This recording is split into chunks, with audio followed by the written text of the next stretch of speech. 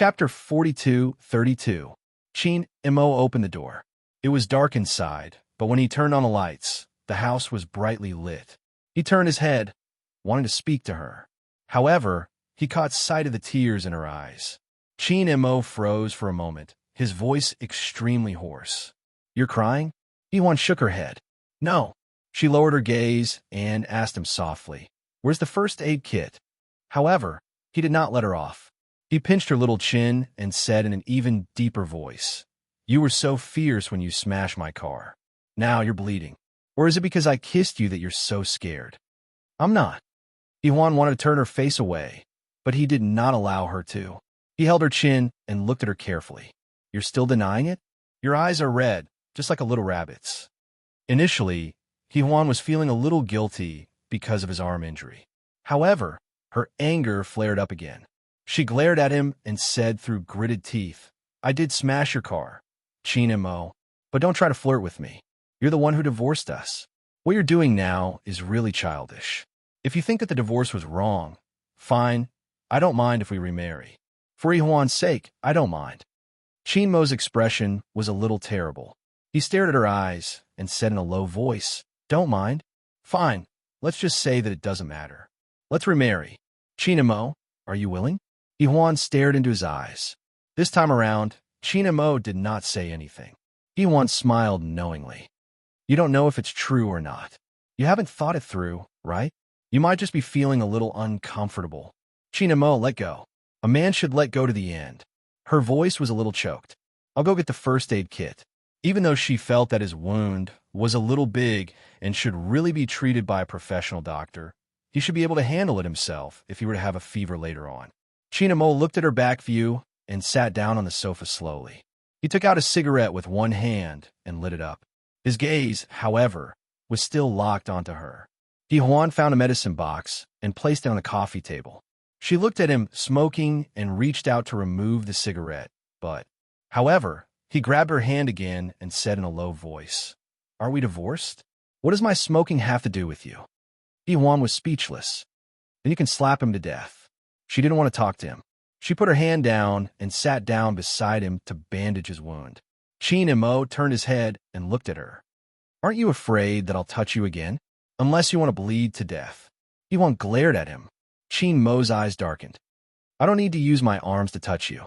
Iwan glared at him. "Take off your shirt." Chin Mo was still very cooperative. He took off his shirt and looked at her. "Is there anything else that needs to be taken off?" Iwan ignored him and started to clean his wound. She used a pair of tongs to pick up some cotton and dipped it in iodine to rub around the wound. It stimulated the wound and caused waves of pain. Chin Mo smoked and didn't cry out in pain. He just stared at Iwan with a pair of deep eyes. "You asked for it." Iwan didn't pity him. She continued to clean his wound. After the wound was cleaned, Iwan applied ointment and bandaged it with gauze and bandages. There were a lot of wounds on his arm. After Iwan bandaged them, she said again, "You should go to the hospital tomorrow to apply ointment. This wound is quite big, and it might get inflamed." "No need."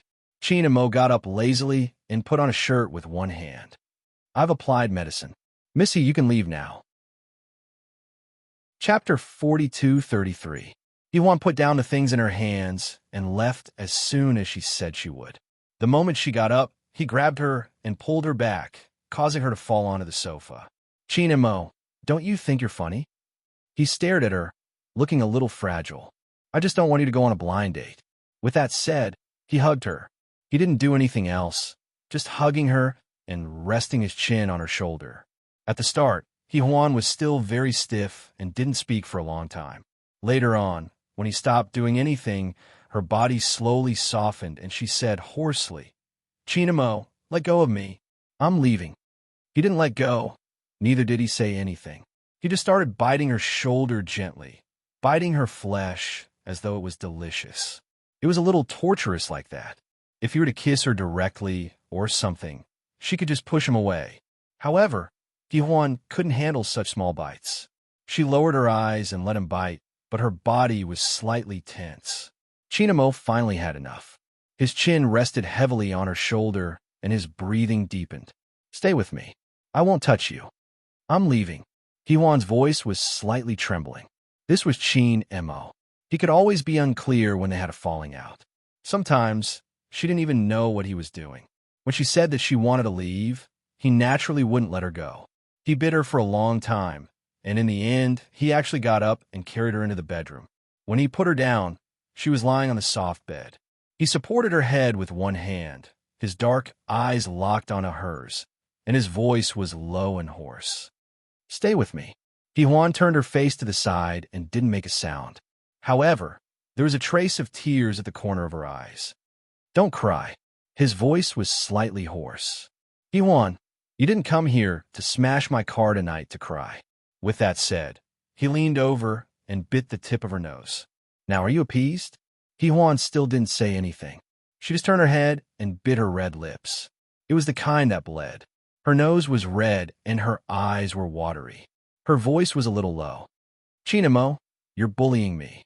Chin Mo's slender fingers gently fell on the corner of her eyes, as if he was catching her tears. Hee-Hwan didn't let the tears fall. At this moment, it was as if she had returned to that dark night. He approached her step by step, trapping her under his body like a trapped beast. The only difference was that she was not as afraid as she was that night. Perhaps it was because she sensed that he wouldn't hurt her. Her tears still fell. They were a little warm. He reached out to catch them and gently rolled them between his fingers.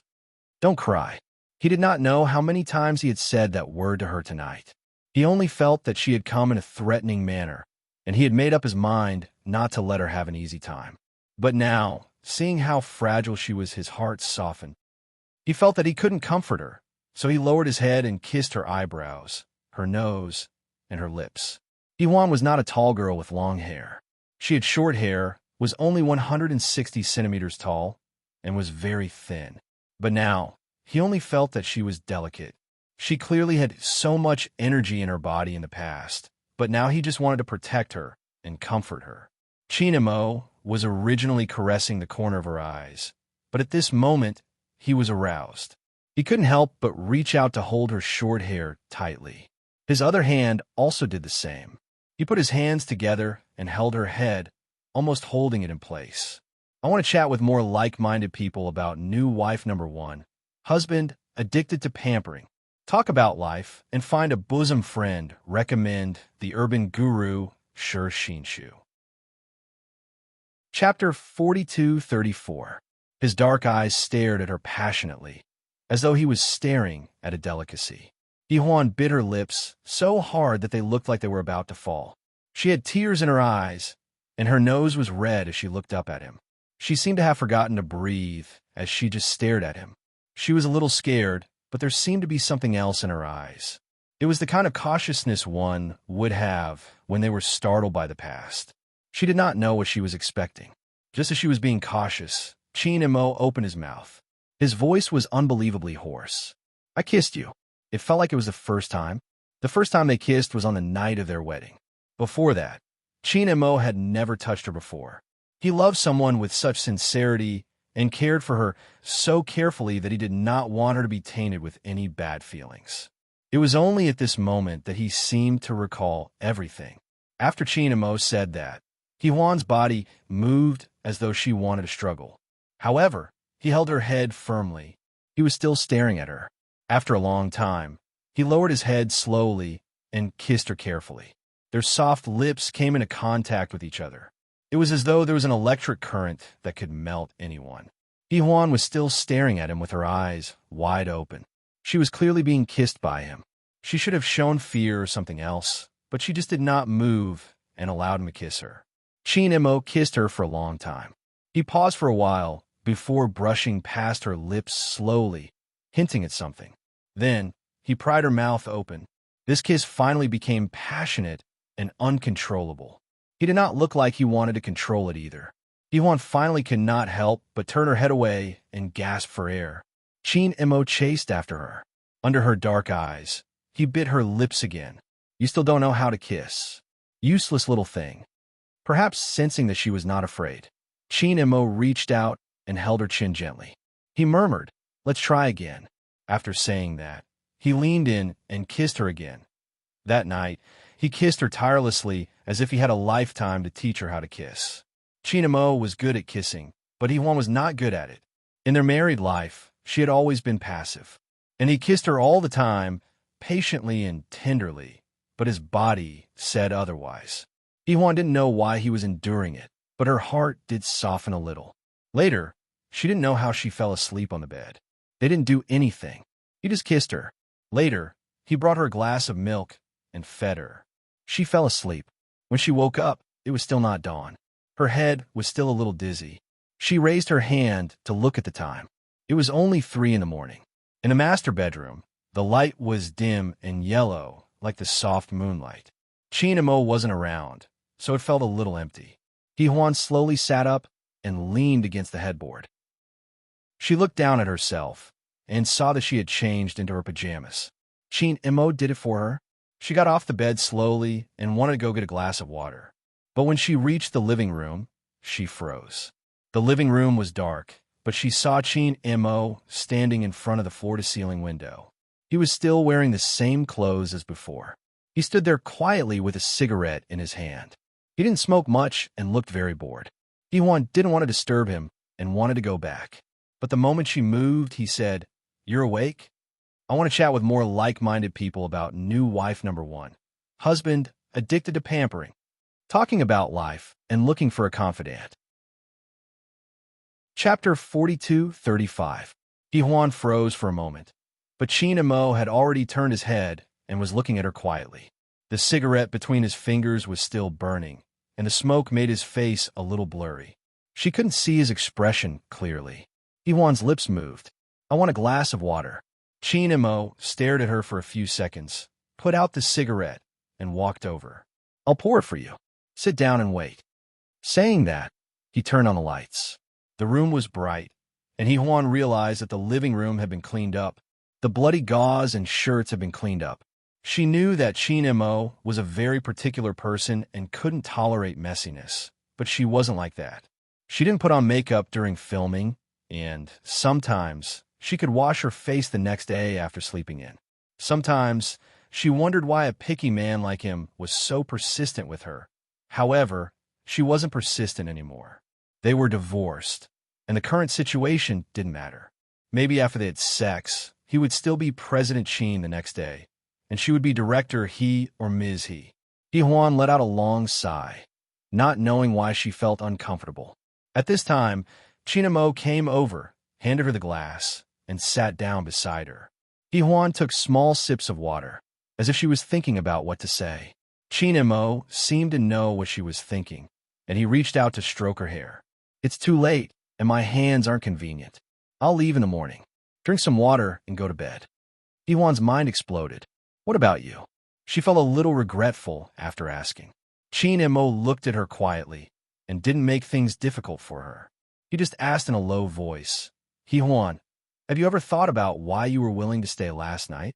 Hee-hwan was stunned, not understanding why he suddenly said that. Chinamo locked his eyes with her, and then he reached out and said inexplicably, "Do you really not like me? If you don't like me, we'll spend a night alone together. We're not husband and wife anymore, but you're still willing to lie in my bed and be kissed by me. Hee-hwan, have you ever thought about what would happen if Ronyu treated you like this?" His voice became hoarse. "All these years, who has been in your heart?" Perhaps he had always thought that she didn't have feelings for him, even though she had said that she liked him. But she really didn't leave last night. At first, she was a little violent, but later, she still obediently bandaged his wound. There was something different in her eyes when she looked at his hurt eyes, which alarmed Chinamo. He lied when she asked him if he was willing to remarry her. He didn't say anything because she was angry, but he didn't say anything. He didn't say anything because she regretted it and ran away immediately. He kissing her quietly for a long time, but she was obedient and she wasn't very afraid. Chinamo really wanted her, but he was willing to take it slow. This time, maybe he would be more tolerant of her, as long as he had a little bit of confidence. This time again, he-he-are, and a little he-he, and a little, and he was almost certain that Hee-hwan had him in her heart. Chinamo simply squatted down. This was another very submissive posture. He looked up at Hee-hwan, who was a little uncomfortable. Her fingers that were holding the cup were gripped very tightly. After a while, she said in a low voice, "I want to sleep." She put down the cup and wanted to get up, but her hand was held by him, and their fingers intertwined. Mo, her voice trembled. "You can't force me." Chapter 42:36. Huan's lips trembled, and she turned her head away. She didn't want to answer him. Mo stared at her for a long time, but he didn't want to force her. Yes, he could force her body, but he could also force her heart. He laughed at himself. "Sleep early. I'll sleep in the guest room." With that, he let go of her. Huan thought he would leave. After all, his expression was cold. But when he got up, he picked her up and carried her easily to the master bedroom, where he put her on the bed. This time, he didn't kiss her. Instead, he stared at her for a while. "Huan, think about why you came. Are you really angry at me? Or something else?" He asked her in a low voice, "If I didn't go to the restaurant, if I didn't ruin your blind date, and if I saw you with someone else and saw you approaching Rongyu, would you hate me even more? And would you feel a little satisfied with me now?" He said a lot, and she couldn't digest it. She just looked at him. Mo bent down and kissed her. "I'll wait here for you to come back. Any time is fine." At that moment, it was as if they had gone back to the past few years. He had also told her that he would wait for her here, and she could come back whenever she wanted. Huan bit her lips, feeling very sad. It wasn't that they didn't love each other, but she didn't know either. So when he was about to leave, she put one hand around his neck and said, "Don't go." Mo's body froze, and his dark eyes fell on her face. Huan didn't want him to look at her, so she put her face against his chest and said hoarsely, "Don't go." At that moment, she was very small, and it could arouse a man's desire to protect and conquer. Besides, he hadn't done it for a long time. He could have done it on the bed tonight, but he was afraid that she would cry. Now she was obviously inviting him. Huan wanted to do it with him, which was a great temptation for Mo. His eyes became frighteningly deep, and he slowly held her waist with one hand. His voice was low and husky. "Are you sure?" She didn't speak. She just raised her head and kissed his neck and chin, stopping at his Adam's apple. She nibbled lightly, just like he had nibbled on her shoulder tonight. Mo exhaled with difficulty. Huan had never treated him like this before. It was very tempting. It was hard to control one's emotions. At this moment, no matter how much he restrained himself, he was no longer a man. He hugged her and kissed her back. It was a deep and passionate kiss. Although Huan was a little stiff, she would try her best to relax. Mo's heart softened. He placed his thin lips behind her ear. "I'll be gentle." That night was probably the most open night they had since their marriage and divorce. In the past, even when they did it to the fullest, Mo was still a little disappointed. Huan rarely took the initiative and always accepted it passively. But tonight was different. She wanted it as much as he did. When it ended, it was already dawn. He came a few times. If it weren't for the injury on his arm, he would probably have been more rough. Yes, he was gentle at the beginning, but then his tone changed. And she didn't need his gentleness. Mo calmed down for a while and looked at her sideways. "I'll take you to take a shower." Chapter 42:37. She was really exhausted. His arm was inconvenient, so she had to exert a lot of strength. Mo looked at her and suddenly chuckled. Without saying anything, he reached out to rub her short hair and used a tissue to clean her up. After that, they fell asleep together. Huan slept like a log. She hadn't slept like this for a long time. She had something to deal with today, but Mo had turned off her phone. If someone was looking for her, they would naturally come to him. He dismissed everyone else, but when it was Huan's mother, Su Chung, who called, he had to take it seriously. He wanted to reconcile with Huan, but Huan wasn't the biggest obstacle. After all, they had done it again. Instead, it was Su Chung and Uncle Kime. Uncle Kime had told him not to regret a divorce. At that time, he had indeed wanted to get a divorce, but after realizing that Huan had feelings for him, his thoughts changed. Thinking about it, Mo felt that he was a little fickle. He picked up the phone and looked at Huan's sleeping face. He got up and went to the study, closing the door. "Mom," he called Su Chung respectfully. Actually, before he used domestic violence on Huan, Su Chung was very satisfied with him. It was hard for her parents to accept, and forgive the violence, but she still wanted to live with him for the sake of the past. She just didn't expect that Qin and Mo would ask for a divorce. But now, when Su Cheng heard him call her mom, she got angry. Qin and Mo, you don't have to feign civility. I know exactly what you're thinking. Also, let me tell you, you've ruined it once or twice. You can't just follow He Huan around every day. Besides, you were the one who wanted the divorce. As He Huan's parents, we didn't make things difficult for you. Now, don't make things difficult for us and He Huan. Qin and Mo was silent for a while and said in a low voice, "She's still sleeping." Su Cheng was stunned, and her voice became a little sharper. "What did you say?" Qin and Mo smiled. "We're together again, so Mom, you don't have to arrange any blind dates for He Huan." On the other end of the phone, Su Cheng's eyes were about to burst. She rubbed her hands fiercely. It was almost 12 o'clock now, and he was still sleeping. He must have done something last night, and it was the kind of thing that happened all night. How disappointing. How disappointing. Su Cheng was furious. Put He Huan on the phone. On this point, Qin and Mo was quite insistent, and his voice was gentle. She only slept for 3 hours. Let her sleep a little longer.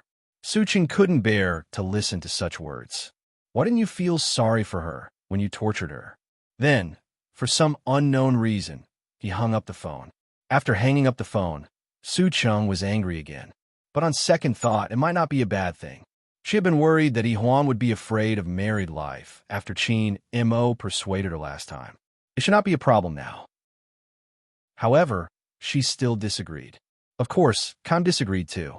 In the end, when they went to the apartment, not only the two of them, but also the Qin family's parents. Downstairs, they saw that Qin Mo's car had been smashed to pieces, and no one cared about it. Qin Amlin touched his nose. That was a good trick. Yu Liangxiu glared at him, and he didn't say anything. When Qin and Mo opened the door, he probably expected that Su Cheng would come, but he didn't expect that his parents would come too. For a moment, his handsome face actually blushed a little, and he opened the door to let them in. The others were fine, but Qin Amlin directly hit him. You become capable, haven't you? Chapter 42-38. Qin Amlin didn't go easy on him. Qin and Mo didn't fight back, and a few red marks appeared on his forehead. Now, Su Cheng and Qi couldn't fight back anymore. They could only glare at Qin and Mo. Although their daughter and Qin and Mo used to be husband and wife, it wasn't a big deal. But now that He Huan and Qin and Mo were divorced and sleeping together, as parents, they felt like they had lost a lot. Su Cheng glared at Qin and Mo and asked, "Where's He Huan?" Qin and Mo was about to speak when footsteps came from the direction of the master bedroom. It was soft and light, followed by He Huan's voice. "Qin and Mo, why didn't you call me?" He Huan walked out and was stunned. She looked at her parents and Qin Mo's parents and didn't react for a long time. Qin and Mo narrowed his eyes and said immediately, "Go in and change before coming out." He Huan lowered her head and looked at herself. She realized that she was only wearing Qin Mo's black shirt. It was long enough, but her legs were bare and she didn't have any shoes on her feet. She immediately ran back to the bedroom. At first, Su Cheng and Qi were angry, but they saw that their daughter's neck was full of hickeys and there were obvious strangulation marks on her legs. Qi couldn't hit Qin Mo's parents in front of him. Qin Amlin was smart and knew what Qi meant. He coughed lightly and said, "Qin and Mo deserves a beating. If you want to hit him, I won't stop you."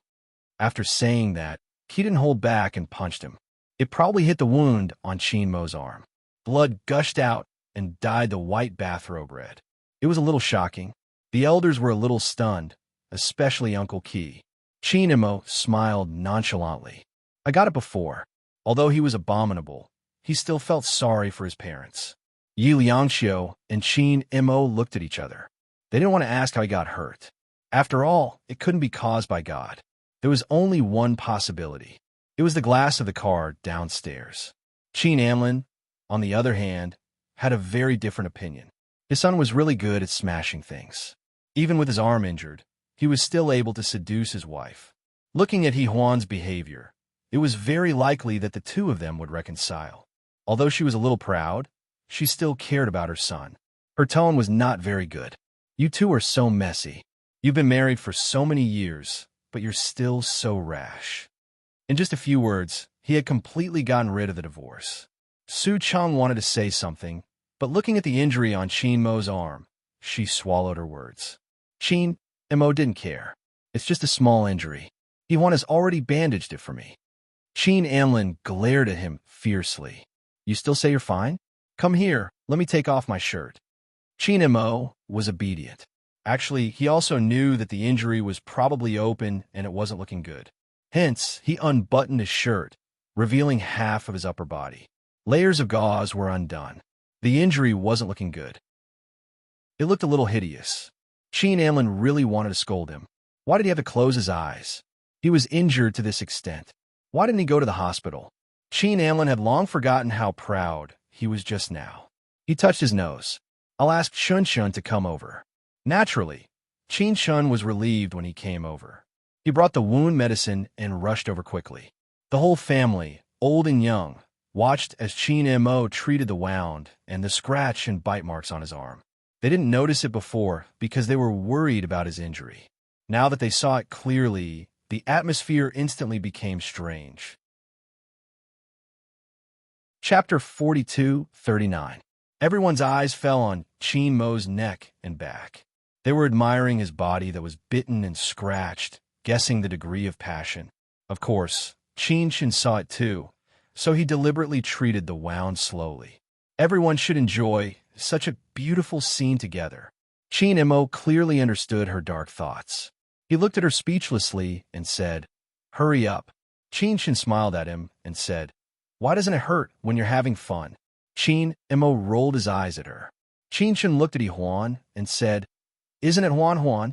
How could Huan be so shameless at this moment?" She scratched her hair and kept quiet. Qin Shin laughed even more happily. "How violent. Qin Mo, look at how neat the scratches on your back are. It's like art. I'll take a photo as a souvenir." Then, she really took a photo as a souvenir. Qin Mo buttoned up his shirt and tried to grab the phone from Qin Shin's hand. Qin Shin took it away and smiled. 20 million. Deal or no deal? This blackmail was so frank, and it was done in front of her parents. Only Qin Shin could be so shameless. Qin Mo stared at her and ground his white teeth. Deal. Then he said to Huan, "Go to the study and get my checkbook."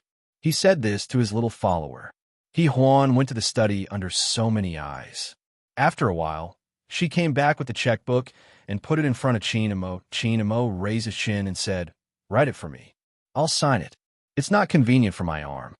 Huan looked at him and was a little speechless, but she still wrote a set of numbers and signed it for him. Qin Mo glanced at it and said softly, "It's wrong." Huan took it back and looked at it. "It's right. It was 20 million. Qin Mo's eyes were deep. "Shouldn't we pay together? 10 million for you and 10 million for me." Huan was furious. "I'm filming your body. I don't mind telling others that director, he was the one who caught him," Qin Mo said shamelessly. Huan glared at him. At this moment, Qin Shun was about to admit defeat. He snorted softly. How shameless. Qin Anlin on the side couldn't stand it anymore. His son was really not a good thing. How could he give birth to such a thing? Huan, I'll pay for it, he snorted. Father will pay for it.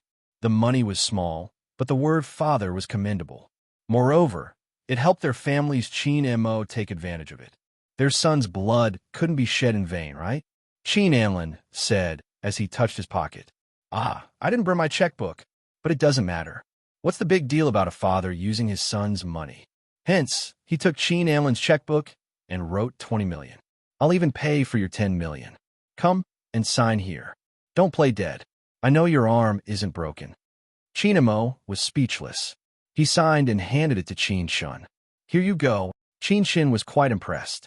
It turned out that the most shameless person in the Qin family was none other than their father. However, she accepted it without hesitation.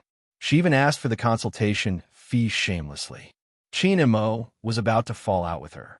Qin Shin ran quickly and said, "Remember to come to my place tomorrow if you don't want it to get inflamed." Qin Mo rolled his eyes at her and watched her leave. In the huge condominium, only the four elders, Qin Mo and Huan, were left. They had to talk about it eventually. Kaim was the first to speak. His voice was calm but firm. Although you guys are like this, I still don't agree. Chapter 4240. Having said that, he looked at Ihuan. Come home with me and your mother. Ihuan was sitting with Qin Mo. When she heard her father's words, she instinctively stood up. Because it was indeed a one-night stand between her and Qin Mo. It really couldn't change anything. They couldn't be together just because they wanted to. There were many things between them that couldn't be changed just because they had sex. But the moment Ihuan stood up, Qin Mo grabbed her hand and refused to let go. His gaze was deep as he stared at her for a few seconds. Then he said in a hoarse voice, I do regret it. Then he stood up and walked over to Su Cheng and Kaim before kneeling down. Everyone was shocked, because Qin Mo had always been proud. Even though he wasn't the eldest, Yumiyun had grown up with the Tang family. So Qin Mo was the eldest in the Qin family. He had never been so submissive to anyone before. But now, because of Kaim and Su Cheng's objection, he was kneeling down. Ihuan had asked him if he wanted to remarry, but she had said it out of anger. Of course, he wouldn't agree. Now that he was kneeling in front of Kaim and Su Cheng, he said clearly, I want to be with Ihuan. Even if we can't remarry, it's good enough to have a blind date with her. He was so submissive that the elders who had watched him grow up should be soft-hearted. However, Su Cheng wouldn't. Looking at Qin Mo now, she felt that he was just like Qin Anlin. He was too evil. Su Cheng snorted softly. A blind date? You and Ihuan just left like that. What other qualifications do you need? She was truly furious. Qin Mo was still kneeling respectfully. He said in a low voice, we still have to go through the procedures. The four elders were all angered to death by him. Was this a procedure? Su Cheng wanted to say something, but Ihuan said, Mom, I'll go with you. She stood up as she said that. Qin Mo also got up, and there was some disappointment in his eyes. Ihuan whispered, I'm going back. When she left, everything that happened last night was like a farce. Qin Mo had always been domineering, but he couldn't force her to stay in front of Ihuan's parents. He sighed softly, I won't give up. Ihuan turned her head and said in an even softer voice, I asked you. He stared at her with a fervent gaze, but Su Cheng dragged her away in one swift motion. In the elevator, Kaim asked Su Cheng, you really don't agree? You softened just like that? Su Cheng was petite, but she had a strong aura. He shuhung. Let me tell you, a woman needs to be more reserved to be valuable. Qin Mo said that if he wants to get back together, we'll be together. How embarrassing would that be? Kaim looked at Ihuan. What do you think? Let nature take its course. Ihuan lowered her gaze. At least not now. I just want to do a good job with Twin. She didn't say anything after that. Su Cheng wanted to say something, but Kaim stopped her. When Qin Anlin, his wife, and Qin Mo were the only ones left in the condominium, Qin Anlin smacked his son on the head. With this, Neil, the Qin family's old face has been completely thrown away by you. He sighed and thought for a moment. Forget it, as long as you can get your wife back. He placed his hand on his son's shoulder. Are you confident? Qin Mo smiled. Dad, what do you think? Qin Anlin sneered. Don't think that just because the girl is willing to sleep with you, she wants to be with you. This is the age of war. Wake up, son. Chapter 4241. Qin Mo frowned. Ihuan and I are different from those people. Qin Anlin sat across from him and said with a smile, What's different about it? Don't we sleep together at night and leave during the day? Isn't Ihuan gone now? Although it was a fallacy, he couldn't refute it. If Qin Mo said that Ihuan loved him, his father would laugh at him and despise him. He didn't say anything and touched his pocket, probably wanting to smoke. However, Qin Anlin said calmly, You're not allowed to smoke these few days with your injured arm. You don't have a wife with you. Come back and stay with us for a few days. Qin Mo shook his head. I'll stay here. It's not a serious injury. Do you think Ihuan will come back to see you in the middle of the night? His father didn't give him any face and sneered. Qin Xiaoma was a little stunned. Qin Anlin and Yiliangxiu were also worried about him if he didn't return to Qiu Garden. So they personally arranged for an Annie to stay here 24/7 to take care of him. Chin Mo said he didn't want it, but his parents insisted. In the end, the Annie stayed. The Annie had been in the Chin family for a long time. She had always known Chin Mo's taste. Seeing that Chin Mo was injured, she prepared a table full of delicious dishes. While serving the dishes, she nagged, "How did young master get beaten up like this? Who didn't do it?" Chin Mo had always been close to her, so he teased her with a smile. "He Huan did it." Annie Land's mouth opened wide in shock. After a long time, she said, "How is that possible?" Chin Mo didn't say anything and just slowly drank the soup. Later, when Annie Lan made his bed, she found that the bed was very messy, as if they had rolled around for a night. Moreover, there was blood on the bed. Annie Lan was in her 50s, so she tidied up the messy bed with a red face. How could the two little ones not control themselves? Chimo's arm was injured, so he couldn't go to the company today. Moreover, he was exhausted after doing it for most of the night. Lying on the bed, he casually played with his phone. After a while, he couldn't help but think of Ihuan. Although she had run away without a conscience, he still missed her. He knew that Ihuan could not be blamed for this, and he also knew that it would take a long time for her to accept him. However, he was willing to wait and was willing to pursue her again. He and Ihuan had never dated before. Just thinking about it made Chin Mo's heart flutter. He took out his phone and dialed Ihuan's number.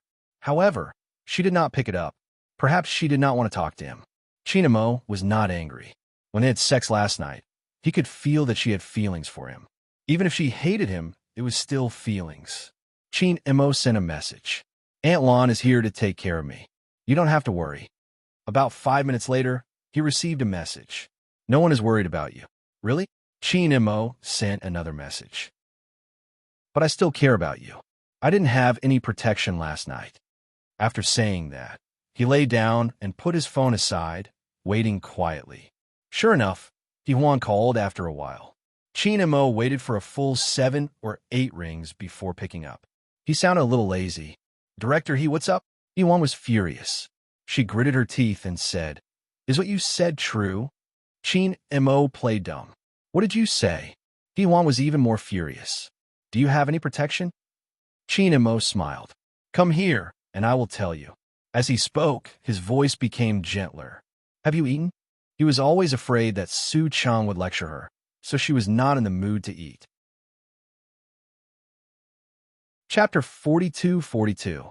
Ihuan didn't say anything, but judging from her breath, it was obvious that she was furious. Chin Mo sighed softly. "Are you still mad at me?" Ihuan gritted her teeth. "Chin Mo, you just need to answer my question." Chin Mo played dumb. "What's the problem?" Ihuan paused for a moment. Chin Mo smiled. "Come here, and I'll tell you." She was angry. "I'll take my medicine." Just as he was about to hang up, he said, "I've used protection, Ihuan. In your heart, am I a bastard who only cares about my own enjoyment and doesn't care about your body? Am I right?" "You are," Ihuan said fiercely and then hung up the phone. She was extremely fierce. Chin Mo looked at his phone. He wasn't angry, but he smiled. Ihuan seemed to be cuter than before. He rested one hand on the back of his head and thought that maybe it was a good thing that they got divorced. At least Ihuan had learned to act coquettishly to him. Yes, she was acting coquettishly just now. Chin Mo stroked his phone with his slender fingers and smiled. It was a beautiful smile. Then, he lay down and fell asleep. He hadn't had a good sleep for many days. Lying down now, he felt especially comfortable. When he woke up, it was early the next morning. When he opened his eyes, he acutely remembered that today was the day that Ihuan went to Sea City. Her crew had actually gone there a few days ago, but Ihuan, the director, was the last to go. Chin Mo lay down and let out a deep breath. He was a little uncomfortable, both emotionally and physically. After a while, he realized that he had a fever. He reached out and touched his forehead. It was boiling hot. Therefore, it was even more uncomfortable. He got up, changed his clothes, and went straight to Xingyuan Hospital to find his black-hearted doctor's sister for treatment. Because of his poor health, the chauffeur drove him. After arriving at the hospital, Chin Mo went directly to Qin Shen's office. Qin Shen happened to be there, enjoying his own coffee. Chin Mo silently walked over and silently looked at everything in the black-hearted doctor's office. It was really more luxurious than his office. However, as long as Qinshan liked it, it was fine. As an older brother, he would still spoil his younger sister, but this younger sister was very much like a younger brother. Qinshan looked at Qin Mo and smiled. Coffee, tea, or plain water, whatever, Qin Mo said indifferently. Qinshan laughed and said, "You look very sad." Qin Mo glanced at her and didn't say anything. Qinshan smiled and walked over to touch his forehead. "You have a fever. Is it because you're not feeling well, or because He Huan is going to Sea City today? You know that she's going to Sea City." Qin Mo looked at her. Qinshan smiled. "My relationship with He Huan is closer than you think. In addition to being sisters-in-law, don't forget that we're also family friends. You know how close Uncle Kaim and Aunt Su Chung were to our Qin family in the past. They trusted you, so they handed He Huan over to you. Big brother, don't blame Uncle Kaim and Auntie Su. It wasn't easy for them in the past. He Huan is their only child. As parents, they can't let go of that. Even if He Huan lets go, they won't be able to truly be at ease." She paused and continued. "So, He Huan can't easily agree to be with you. She has to care about her parents' feelings. After all, she's not a child anymore. She can't break up and get back together at will. Brother, you're a man. You can't understand a woman's feelings." Qin Mo looked at Qinshan with a very strange look. "You can understand? Go to hell." Qinshan rolled her eyes at him and then went to get the medicine. She asked her brother very seriously, "Do you want to get your butt or your arm?" Qin Mo glared at her, took off his coat, and stretched out his uninjured arm. Qinshan very conscientiously unbuttoned his shirt, applied the medicine on his arm, and applied medicine on the other side of his arm. She paused and said, "I'll go to your place again tonight. The injury is quite deep, and I have to take medicine." She asked worriedly, "You won't take it, will you? I remember that you used to have to be coaxed when you took medicine. Now that He Huan isn't here, do you want Aunt Lana to coax you?"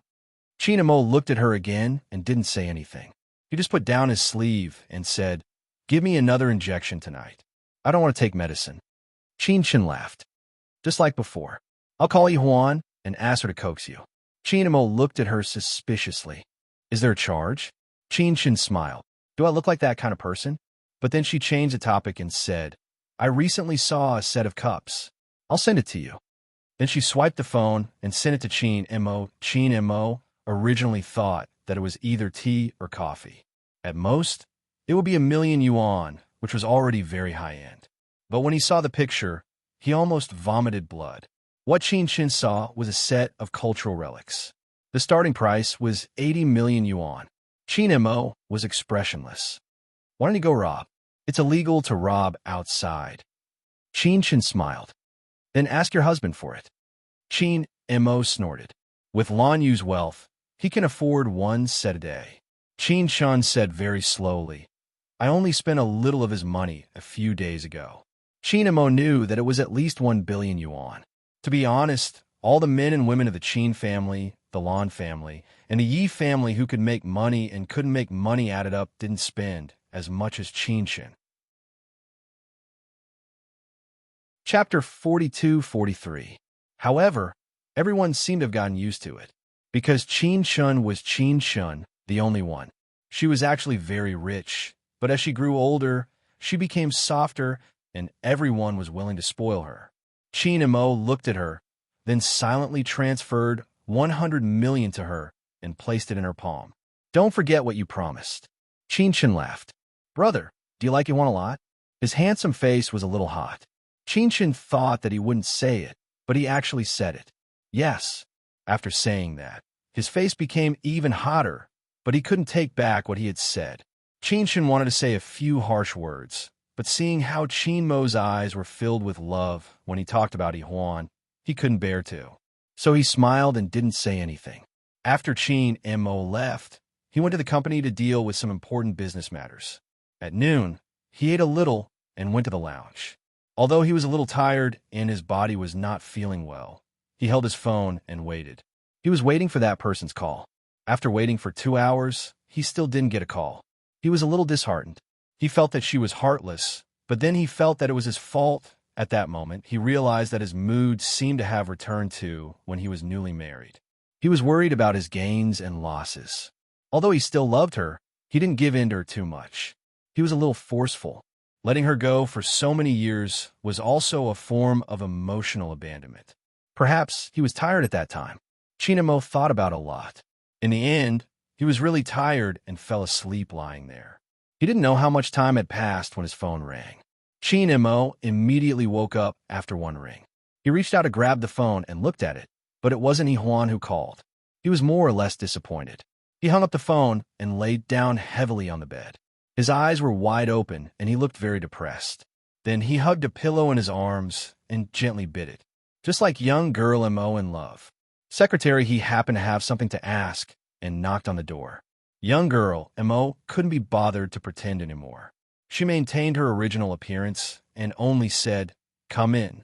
Secretary, he walked in and wanted to report his work, but he was shocked by young lady Mo. President Chin had never behaved like this before. He was already in his 30s, but now he behaved like a young boy. He was pure and lovely, with expectations and resentment. He was really adorable. Secretary, he tried his best to hold back his laughter, then coughed lightly. President Chin, Vice President Huang called just now. He had something to discuss. He was supposed to call you, but he didn't pick up. Only then did Chin Mo remember that he had hung up on Vice President Huang. He sat up slowly and said, "I'll call you later." Secretary, he could tell from his expression that it was for Huan. He smiled and said, "I'll take my leave then." "Wait." Chin Mo stopped her and coughed lightly. "Help me check Director He's flight number." Secretary, he blinked, feigning ignorance. Director He? Chin Mo sounded a little embarrassed. Secretary he smiled apologetically. "Okay, I'll go right away." When she came back from checking, she saw Chin Mo leaning against the headboard and talking to Vice President Huang on the phone. He was still hugging a pillow. That image was indescribably loving. Chapter 42-44. Noticing that Secretary He was there, Chin Mo said a few words to Vice President Huang before hanging up. He asked lazily, "Did you find anything?" Secretary He nodded. "Yes, President Chin. Director He's flight is at 2 p.m., which means she's still on the plane." She didn't know if her explanation would make President Chin feel better. President Chin seemed to be in desperate need of comfort. Chin Mo's expression was indifferent, but he was still hugging his pillow, lost in thought. Secretary he didn't leave. After a while, he realized that Secretary he was still there and glared at him.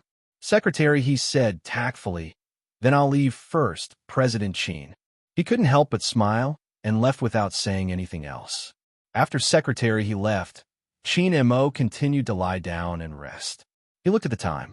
It was 3 p.m. After staring at it for a long time, he finally threw it aside and let out a long sigh. He won, that little bastard. Later, he couldn't sleep anymore. He got up for a smoke and forgot about his arm injury. After smoking, he felt even more depressed and his head hurt. He didn't get a call from Juan at 5 p.m., so he waited angrily. He didn't take his medicine when he got home. Chin Shun came over to change the medicine and check the temperature. "Why is it still 38 degrees? Chin Mo leaned against the sofa and didn't say anything. Chin Shun laughed. "Why do you really expect Juan to coax you? Brother, how old are you?" Chin Mo watched the TV lazily. "You took the money." Chin Shun smiled and took his phone to the side. He made a call and said a few words. Chin Mo didn't pay much attention and was sure that it was Juan who picked up the phone. Chin Shun hung up and looked at his brother. "Are you satisfied now?" Chin Mo looked at her and didn't say anything. Chin Shun smiled and left. After she left, President Chin waited and waited. He even hugged a pillow, looking forward to it like a big dog. Even Annie Lon couldn't help but laugh when she came to hand him water. "Look at how pitiful he is now. Didn't you say that Juan beat him up? Why is he still thinking about home?" Chin Mo was amused and frowned. "Aunt Lon, you don't understand." Auntie Lon smiled and sat beside him. She reached out and touched his forehead as if he was her own son. After a while, she said softly, "How can you not understand? You've liked Juan since you were young." Chin Mo was a little dazed as he listened. He didn't say anything for a long time. After a long time, he forced a smile and said, "Aunt Lon, it's all in the past. Aren't you still thinking about it?" Aunt Lon smiled. "When I first saw you, I thought you were a little cold. Who knew that after we parted? You've become even more obsessed than before." Seeing that Chin Mo was about to say something, Aunt Lon smiled. "Don't deny it. I saw it clearly." As she said that, she gently caressed his forehead and slowly said, "A woman's heart can't be warmed up in a short period of time.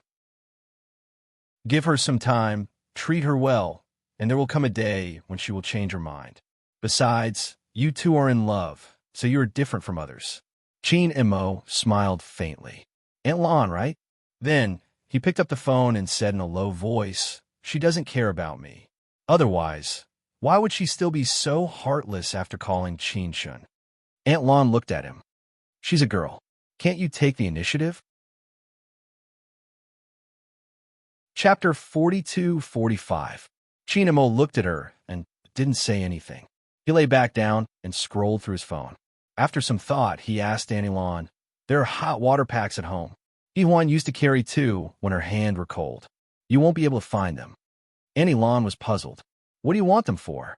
"I'll go get them." Chin Mo blushed. Annie Lon looked at him and shook her head. "You're rarely so weird." However, she had always doted on Chin Mo, so she quickly went to look for him. She really did find him. She got 2 hot water bottles for Chin Mo. Chin Mo hugged him in his arms and looked at her. "Bring a blanket over." Annie Lon was puzzled. "What's wrong with you today? You're acting weird."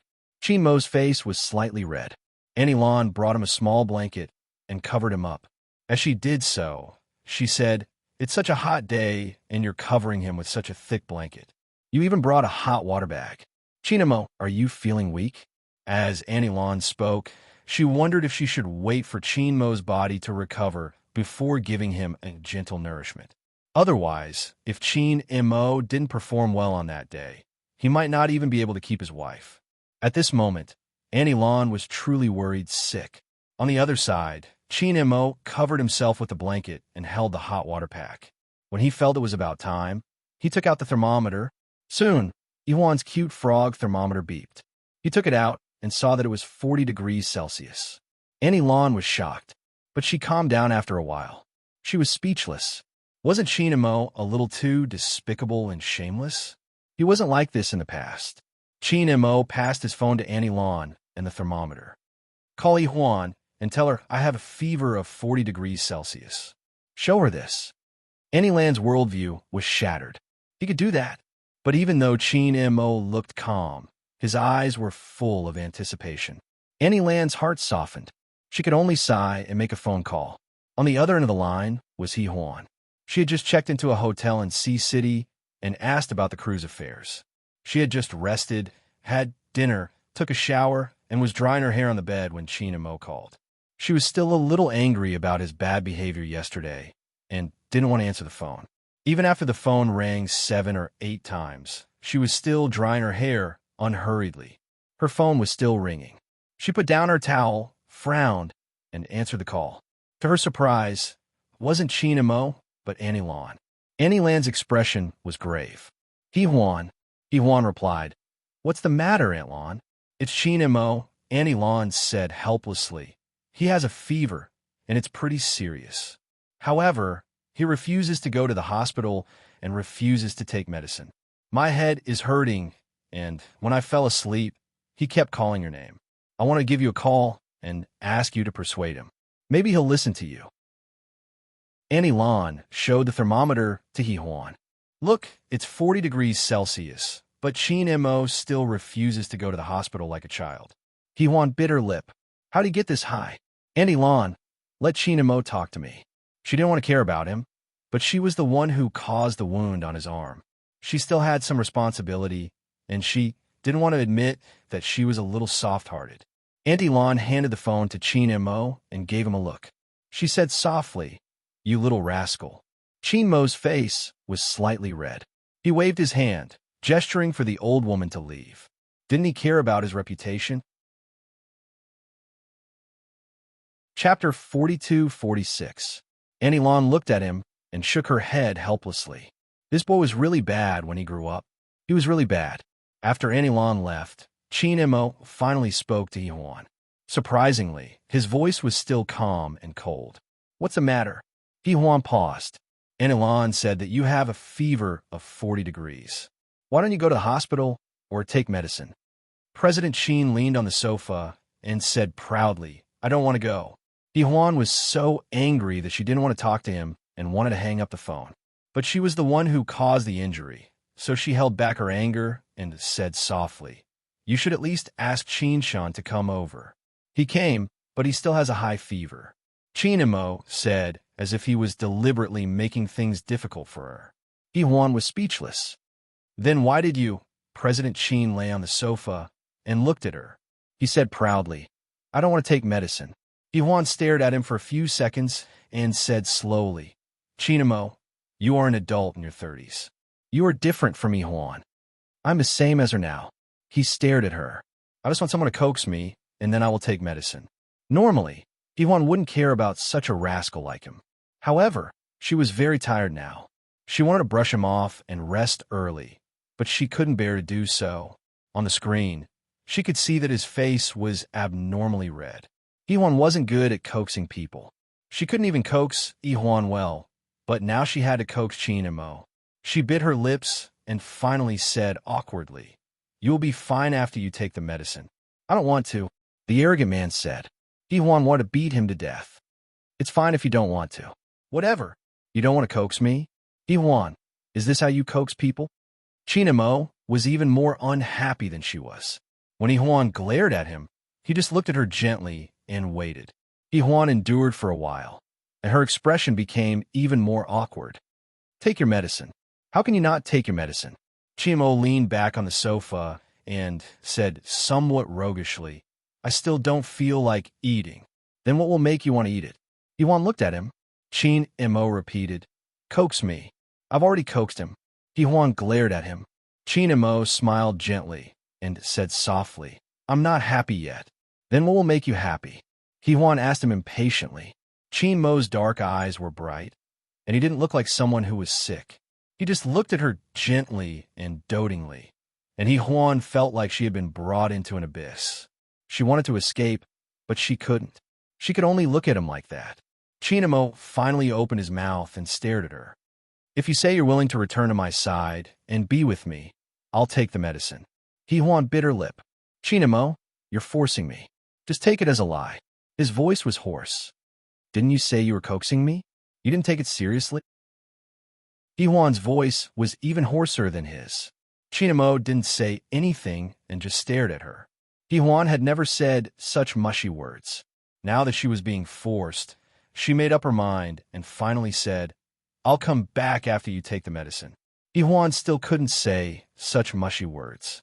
The corners of Qin Mo's mouth curled up slightly, forming a beautiful smile. It was a little lazy. Then he asked her softly, Are you willing to be with me? Yihuan felt like fucking a dog in her heart, but she still nodded. Yes. Chapter 42-47. He smiled gently and looked at her without saying a word. Yihuan's face heated up, and she hung up the phone in a panic. Qin Mo looked at the black screen with a faint smile on his lips. It was really charming. After a while, he took the medicine from the coffee table. Yes, Yihuan made him very happy today. Anilan watched them secretly for a long time and thought to herself, when a man was shameless, he was really shameless. On the other side in Sea City, Yihuan put down her phone and lay on the bed. She was exhausted, but now she didn't feel sleepy at all. She had clearly coaxed him to take the medicine and said things that she shouldn't have said, as if she had promised him something. She swore in her heart that she would never say such shameful words again. Yihuan pulled the quilt over her head and wanted to calm down, but she found that her heart was beating very fast and it was very hot.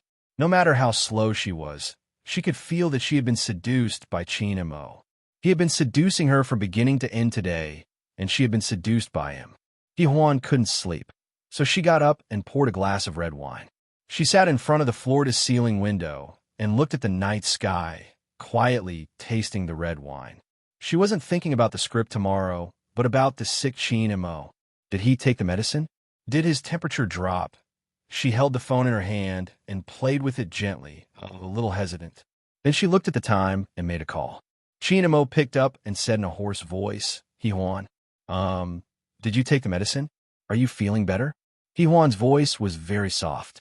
Chin Mo smiled slightly. Much better. If you coax me a little more, I will probably be completely fine. Hee-Huan looked down. Chin Mo, don't push your luck. He smiled lightly, his laughter slightly shaking his chest. Just thinking about it, Hee-Huan could imagine his charming look at that moment. Her eyelashes trembled slightly. If there's nothing else, I'll hang up first. His voice was very soft. Accompany me. For some reason, Hee-Huan felt that these words were very pleasing to his ears.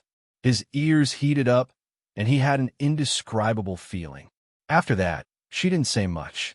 Chin Mo only asked her about her trip to Sea City, the hotel she stayed at, and so on. Hee-Huan chatted with him calmly, and surprisingly felt that it was very normal. They rarely had such a peaceful time. Even when they had worked hard for Hee-Huan, it had never been like this. There was a hint of sweetness and ambiguity in the gentleness between them, and Hee-Huan actually enjoyed this kind of warmth. She listened to him speak. His voice changed from elegant to husky, and finally, he said with a lustful tone, I came to see you. Hee-Huan was a little frightened, and his lips parted slightly. His husky voice sounded like it was right next to her ear. Hee-Huan, I miss you. Hee-Huan really did not know how to deal with it, and could not say a word for a long time. Okay. His voice sounded like he was begging for sex. Hee-Huan looked down. I want to sleep. I want to sleep with you too. He chuckled and then said seductively, I'll bring Hee-Huan to visit you this weekend. Eh? If he had said that he would come alone, Hee-Huan would not have agreed. However, Chin Mo said that he would bring Hee-Huan. Hee-Huan missed Hee-Huan very much, so she could not refuse. After a long time, she whispered, Is she okay? She's fine. What's there to worry about with Mom and Dad taking care of you? It's just that the little girl always misses you. Chin Mo's voice became hoarse. Me too. Hee-Huan knew what he meant. She bit her lip and said, Let me think about it. Chin Mo only smiled and then said good night very gently.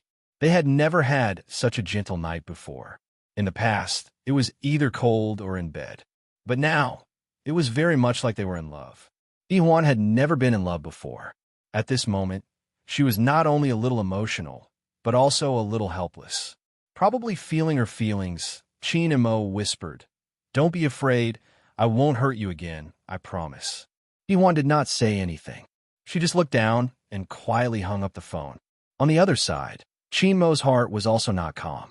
He did not expect that he would regret it so much after the divorce. He wanted to be with her again, but now he did not regret the divorce. He and Hee-Huan had never been in love. His heart was boiling. He lay down and could not fall asleep. Later, he wrote a lot of messages and then deleted them. It was not that he was afraid of being abrupt, but he was afraid that his talent was not enough to make her feel oily. Chin Mo was a handsome man who cared a lot about his reputation. In the end, he decided to let the company plan to write some love words for him. He could use them from time to time. Sea City. Hee-Huan was already tired from the first day, and after chatting with Chin Mo all night, she really did not have much energy when she woke up in the morning, but she still forced herself to wake up. She met Rong-Yu when she was eating breakfast in the restaurant. Because filming had just started, Rong-Yu had stayed on set for a few days mainly to communicate with the lead actor. She walked into the restaurant, and Rong-Yu called her name softly. Hee-Huan, over here. Hee-Huan looked over and then sat down opposite him. Actually, you didn't have to come so early. Rong-Yu looked around and smiled faintly. I'm already here. Why should I be more reserved than others? You know that I'm not a meticulous person. Hee-Huan stood up. I'll go get some food first. Rong-Yu nodded. Hee-Huan came back in a while. While eating breakfast, she said to Rong-Yu calmly, Oh yeah, how's your body? I was afraid that you haven't recovered yet. Chapter 42-48. Rong-Yu smiled faintly. It's pretty good. I have a review once a month. It should be better in the future. He then looked at her deeply.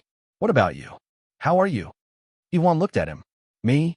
Rong Yu's gaze was indulgent. With Qin Mo. I heard that he's courting you now. Otherwise, he wouldn't have done that the other day. He Huan was stunned for a moment. She only smiled and did not answer the question. Rong Yu tactfully did not ask further. He looked calm on the surface, but there was always an indescribable melancholy in his heart. He had always liked Yi Huan and had not let go of her. But when he woke up, Yi Huan was already married to Qin Mo and had a child. He did not dare to disturb her, afraid that it would not be good for her. It was not until they met again that he found out that she was not doing so well.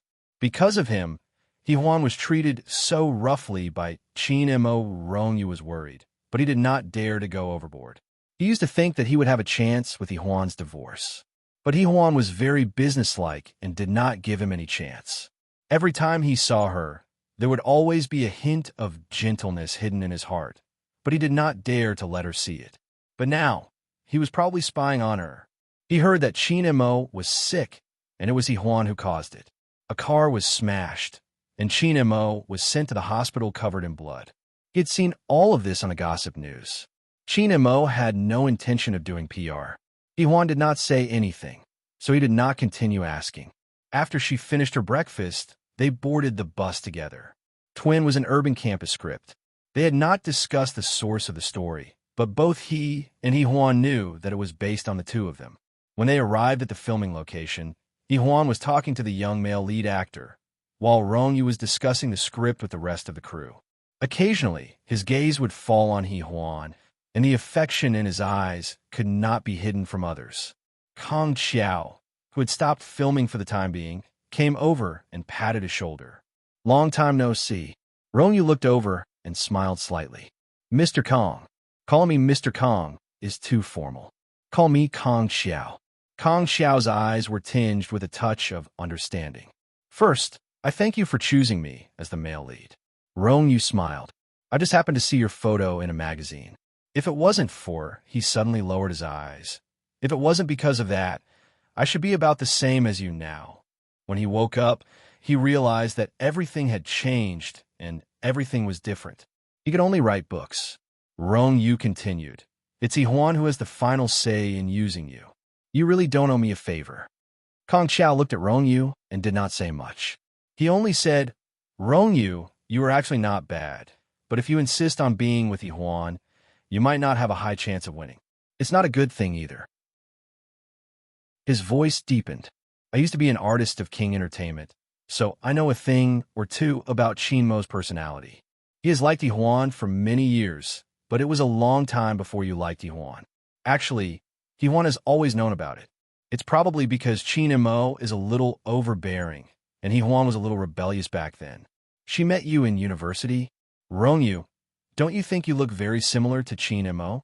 Kong Xiao's words made Rong Yu's handsome face pale instantly. Kong Xiao's meaning was actually very obvious and to the point. Chapter 42-49. Kong Xiao's meaning was obvious and to the point. Yi Huan had always liked Qin Mo, and Rong Yu was the substitute. Kong Xiao knew that he was being cruel, but it was the truth. He patted Rong Yu's shoulder. Don't think too hard. If Qin Mo doesn't let go, no one can do anything about it, even if Yi Huan likes you. Rong Yu knew what he meant. Qin Mo played an important role in the entertainment industry. Although Yi Mubai had opened Stars Entertainment, King Entertainment was still ahead in terms of power in the entertainment industry. Moreover, Qin Mo was very capable. According to what Kong Xiao knew and when Yuan had revealed, Qin Mo and Yi Mubai were now working together. Offending Qin Mo was equivalent to offending the entire entertainment industry and capital circle. Rong Yu knew what he meant. Even though his heart felt like it was being cut by a knife, he forced a smile and maintained his basic demeanor. Kong Xiao chatted with him kindly for a while before leaving. After a while, Yi Huan came over. Rong Yu had already adjusted his mood. Yi Huan was just about to say something when his phone rang. Yi Huan gestured for him to wait and took out his phone from his pocket. He frowned and walked to the side to answer the call. Rong Yu was sure that it was Qin Mo's call. Yi Huan bit his lip. What's the matter now? Qin Mo was sitting in his office, looking refreshed and playing with a gold pen. He said lazily, You haven't coaxed me today. Iwan was speechless. Chin and Mo, you're an adult. Don't be so ridiculous. Can you take your own medicine? I don't want to. Maybe the temperature will go up to 40 degrees later, he said lazily and shamelessly. Iwan was furious. Chin and Mo, say what you said yesterday again, and I'll take my medicine. He looked like he was willing to negotiate. Iwan was patient and said in a hoarse voice, Stop fooling around. Okay? Chin and Mo chuckled. If I don't make a fuss and take the medicine obediently, what reward will I get? Iwan snorted. I'll come over this weekend and we'll share a room, he said directly. Iwan didn't want to be entangled with him, so he didn't say anything. Satisfied, Chin and Mo hung up the phone and went to order medicine. Iwan put away her phone and was speechless. She couldn't do anything to him. She could only calm herself down and start filming. Iwan was a workaholic. She forgot about Chin and Mo as soon as she started filming, but Chin and Mo wasn't someone she could ignore. Therefore, Iwan's calls were as regular as her 3 meals and her period. She was a little annoyed by him. She never got distracted when she was filming. This was probably because she was a little flustered. She had never interacted with a man like this before. Because Chin Mo's presence was very strong, Rongyu seemed insignificant. A week passed quickly and it was Friday. However, there was no movement from Chin and Mo. Iwan knew that his arm had recovered. He said he would come over, but he didn't come. She didn't know what he was up to. After finishing filming on Friday, the crew had a dinner together. Iwan was not in a good mood. She was worried about something. She was afraid that Chin and Mo would come over, and she had a vague expectation that she didn't want to see. It was already 11 o'clock when the party ended. When the crew returned to the hotel, Chin and Mo was sitting on the sofa in the lobby with Iwan in his arms. There was a suitcase next to them, and Iwan was asleep on Chin Mo's shoulder. Chapter 4250. Looking at Chin and Mo and Iwan was a little confused, but she still walked over and stood in front of him. You're really here? Chin Mo's gaze was a little deep. Iwan wants to come over. Iwan was speechless. Wasn't he the one who wanted to come over? But she kept thinking about Iwan. She wanted to hug Iwan. Chin and Mo whispered, I'll hug her. She's asleep. You take the suitcase. He looked like he was going to be the couple of the crew. Iwan couldn't refuse or say anything in front of so many actors. So she took the suitcase and followed him into the elevator. There were a lot of people, so of course, it would not be just the 3 of them. Kong Xiao and Chin and Mo were close, so they naturally came over to greet them. Rongyu was originally with Kong Xiao, so it would be a little awkward if he left now, so he followed them. The atmosphere in the elevator was a little strange.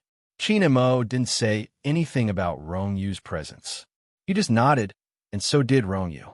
Kong Xiao was just watching a show, but he had told Rongyu before, so Rongyu probably wouldn't fall deeper.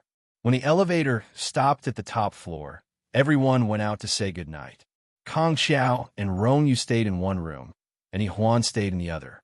Rongyu took a few steps, but still turned around and looked behind him. Iwan and Chin and Mo stood at the door.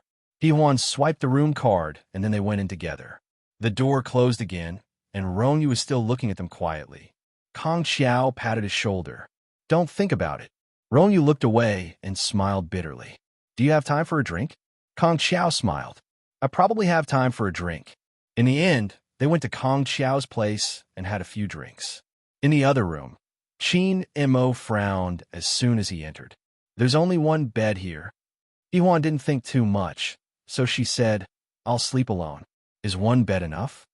Chin and Mo placed Iwan on the bed, took off her coat, and covered her with the blanket.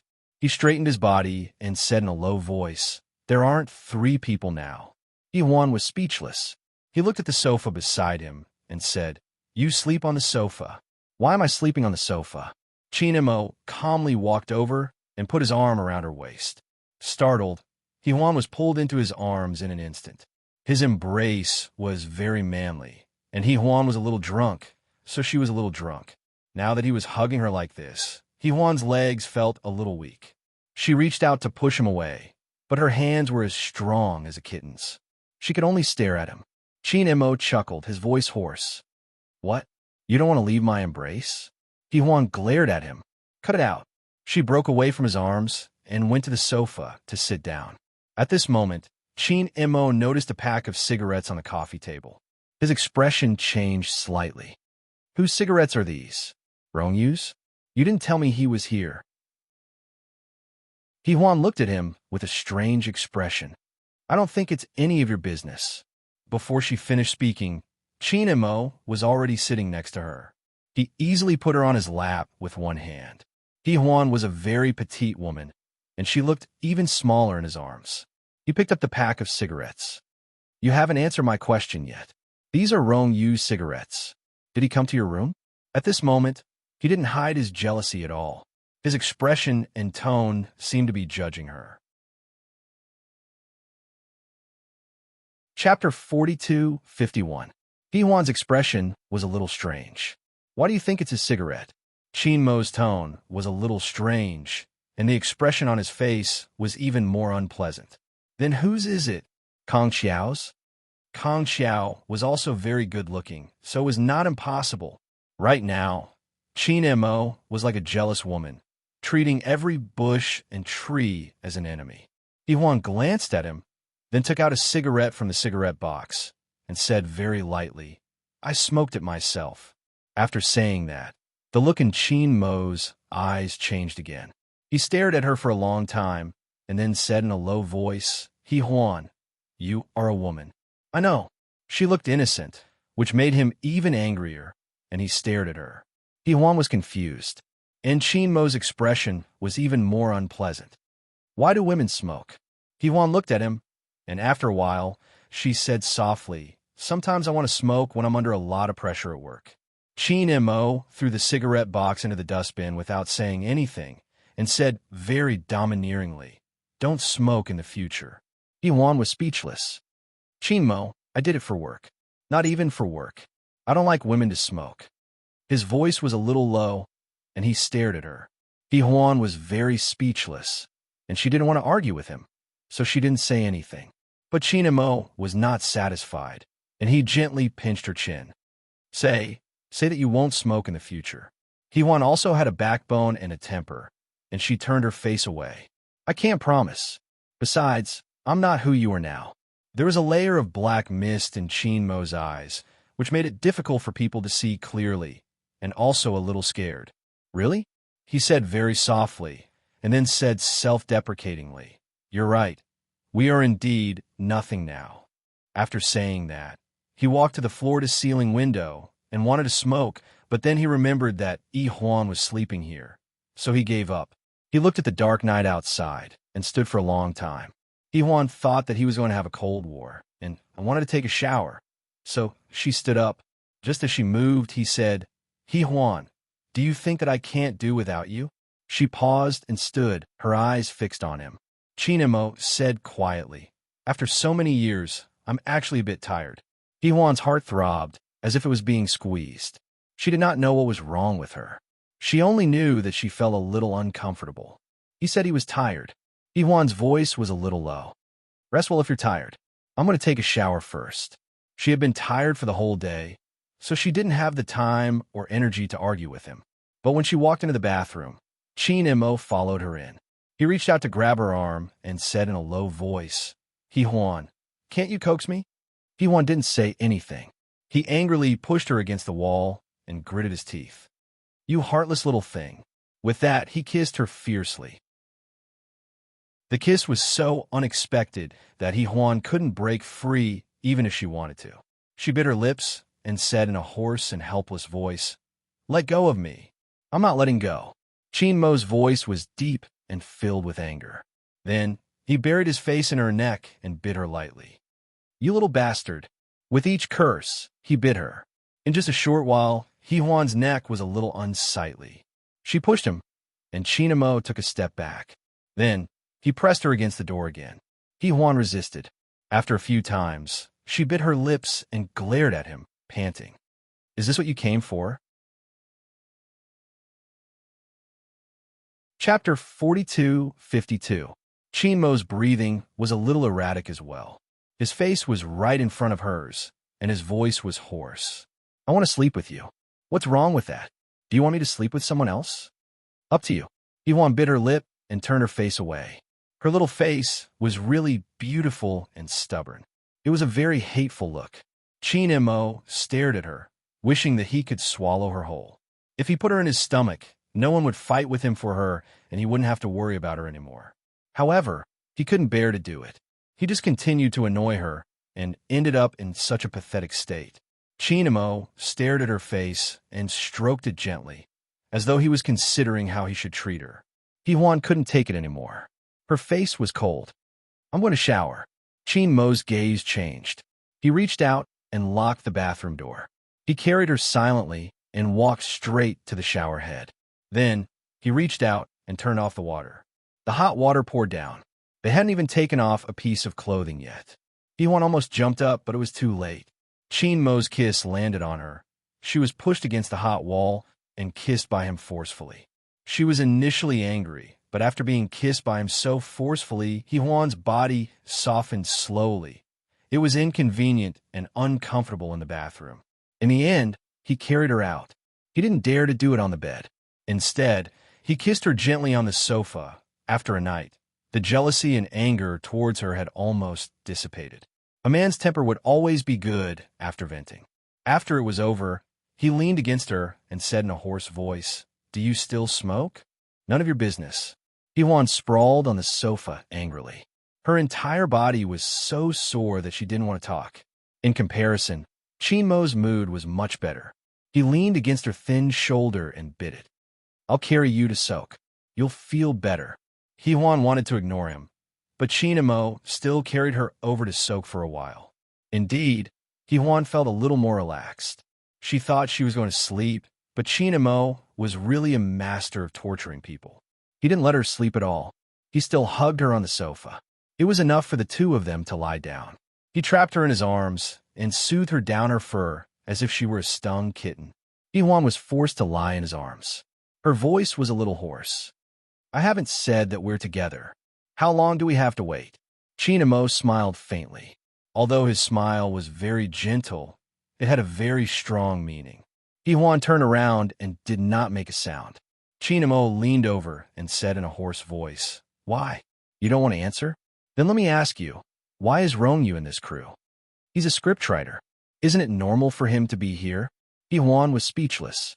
He was too childish. Actually, they had already quarreled once because of Rong-yu, and now he wanted to do it again. She turned around and prepared to sleep. Even if it was on the sofa, she would accept it. However, the moment she closed her eyes, he hit her, but hard. Hee-hwan said in a low voice, "Chin Mo, what's wrong with you now?" He leaned over and raised his hand dangerously. "We haven't talked about your smoking." Hee-hwan felt that he couldn't keep looking at her, so she said in a tough voice, "I won't smoke anymore." "I don't believe you." He was insatiable. Hee-hwan was about to explode. She glared at him and said, "What else do you want? If you want, you can have as much as you want. No matter how much you want, I can't keep you company. Do you want me to call too for you?" Update tomorrow. Chapter 42-53. However, Chin Mo did not let her go. He raised his hand and said in a hoarse voice, "Do you promise?" Hee-hwan was provoked by him again. She said angrily, "I don't want to promise. Believe it or not." He came over again, but this time, he was much gentler and more secretive. Hee-hwan let out a soft and delicate cry and asked him sullenly, "What do you want?" Chin Mo's hand never left her, and his voice was hoarse. "Don't you know what I want?" Hee-hwan bit her lip and did not say a word for a long time. After a long time, she said in a hoarse voice, "Chin Mo, I'm very tired now and I want to sleep. Let's talk about it later, okay? Then take back what you said before." He said childishly, "Don't say that you want to give up again. Don't say that you don't want to be with me in the future. And Rong-yu, ask him to leave the crew, or I will stay in the crew until you finish filming." Hee-hwan had been talking to him in a friendly manner just now, but she could not hold it in anymore. She pushed him away and said, "Chin Mo, are you being reasonable?" He had already gotten what he wanted. If there was really something going on between her and Rong-yu, did he really think that he could do anything to her so easily? Moreover, Chin Mo was also an industry insider. He was simply unreasonable. He was a lunatic. Based on Huan's temper, she would have slammed the door and left. However, Huan was here, so she had to worry about Huan. When the little fellow woke up tomorrow, her mother would not be around. Chinamo was too naughty. He simply had her in his palm.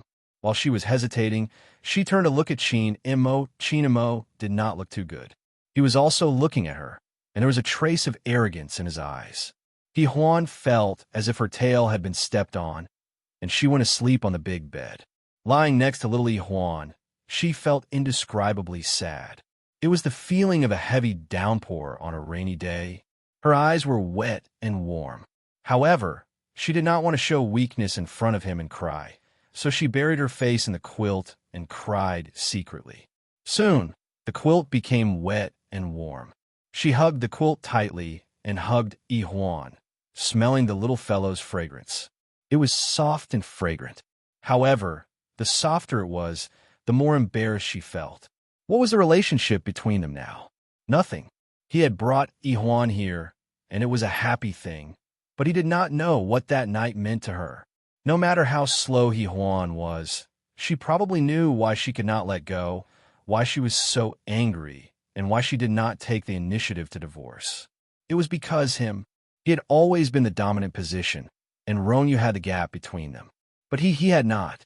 She felt that she was not worth it. Feeling sad, Huan's shoulder was suddenly patted. She was shocked and buried her face deeper. Then, Chinamo lay down and hugged her from behind. Huan paused and said in a hoarse voice, "Move away." "Why are you crying?" His voice was hoarse.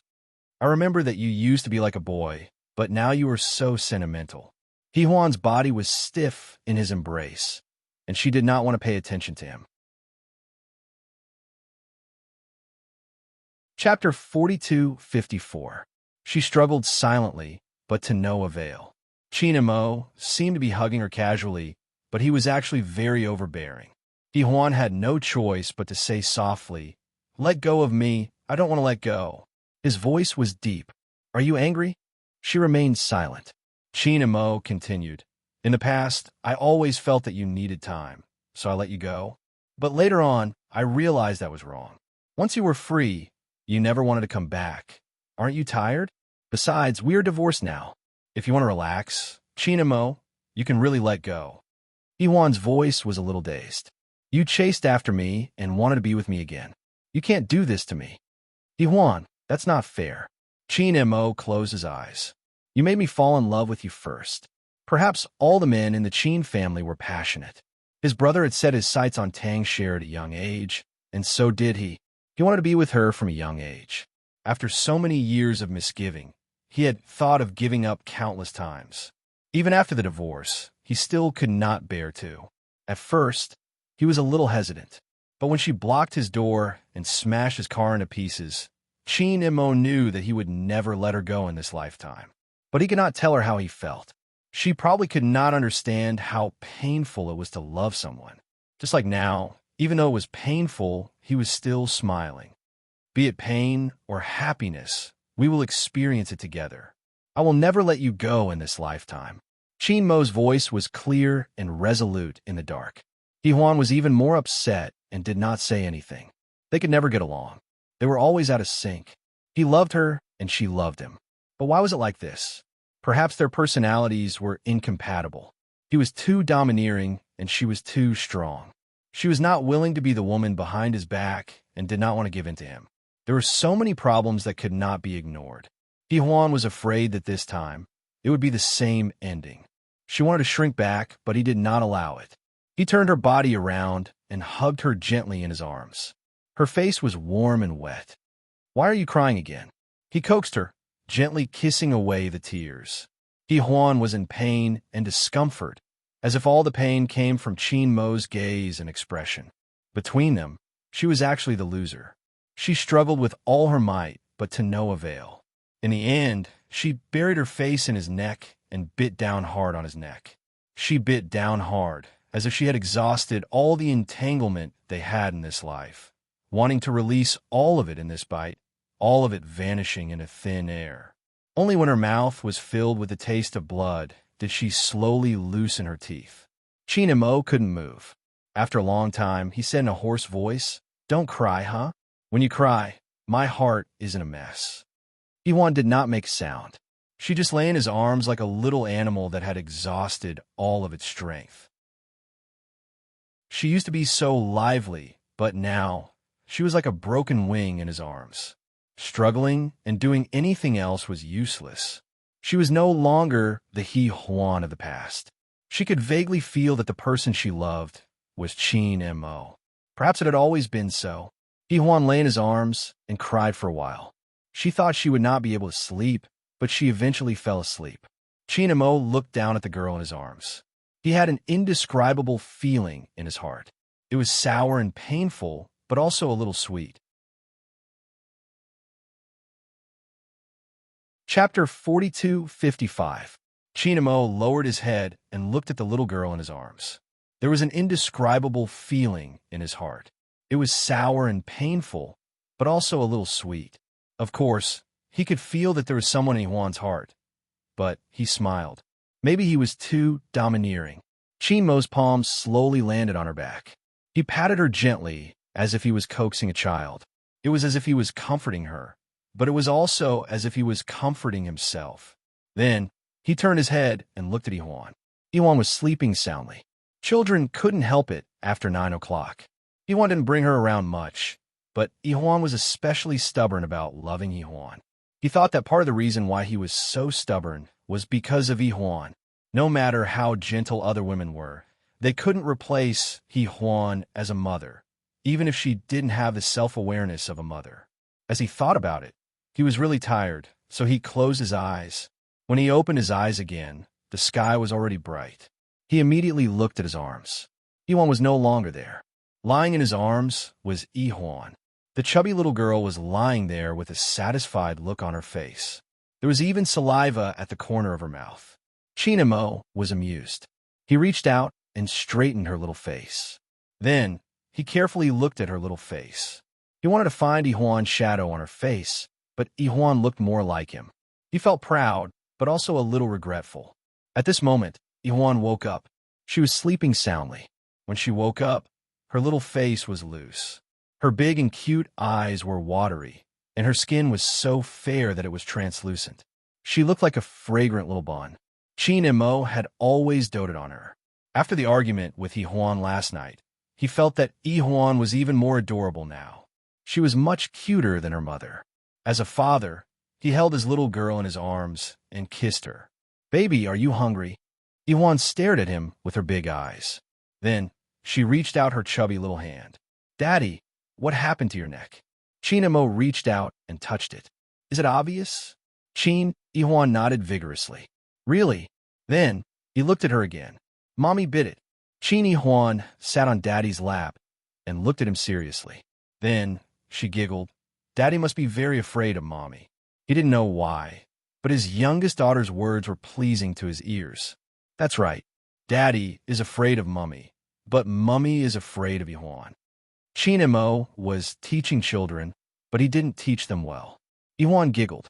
After a while, she seemed to have thought of something. "Then can I bite my mother too?" Children are cute if they don't bite. Qin Mo smiled. Mommy and Ihuan are both girls. They are afraid of pain. Moreover, his heart would ache. After he said that, little Ihuan happily acted like a spoiled child on his body. She was so cute and adorable that Qin Mo's heart almost melted originally. He thought Ihuan had gone to film, so he didn't think much about it. He thought he could only wait here. However, when he was playing with Ihuan came back. She must have gone to eat breakfast. When she opened the door, she saw the father and daughter playing happily. She was a little stunned. She had never seen such a relaxed and happy expression on Qin Mo's face before. Her heart tightened. She couldn't describe the feeling, as if she had seen something. She looked at them quietly for a while before saying, "I have to leave in a while. I'll wait for you here," Qin Mo said matter-of-factly. Ihuan looked at him and didn't say anything. The atmosphere was strange. At this moment, Ihuan ran over and hugged Ihuan with her sleeping body. "Mama, hug me. I miss you so much." Chapter 42:56. Yi-Hwan's heart softened as she hugged her soft and fragrant body. She lowered her head and kissed her. "Mommy missed you too." Yi-Hwan looked very happy. She hung on Yi-Hwan's body like a little bear without a tail, acting coquettishly. Yi-Hwan's heart was unbelievably soft. She kissed her again and again. "Baby, wake up and have breakfast, okay?" Yi-Hwan looked at Chin Mo again. "I want to go with Daddy." Yi-Hwan looked over. Chin Mo was wearing a white bathrobe and leaning against the headboard casually. Although it was simple, it looked especially good on him. His body was slender and strong. Chin Mo looked at her too. There was some deep meaning in his black eyes. Yi-Hwan was very afraid to look into his eyes now. She simply turned her head and ignored him. Chin Mo's voice was very slow. "What time is your bus?" Yi-Hwan said softly, 10 minutes. As soon as she finished speaking, Yi-Hwan hugged her neck and refused to let go. Her little body was stuck to her. She couldn't bear to let go. Yi-Hwan also knew that. She patted her little body gently. "I'll come back earlier, okay?" Yi-Hwan was still unhappy. She clung to her and refused to let her go. Yi-Hwan could only look at Chin Mo for help. Chin Mo's expression was indifferent. "You coax her yourself." So she cursed in her heart. "You brought Yi-Hwan here." Chin Mo's expression was a little playful.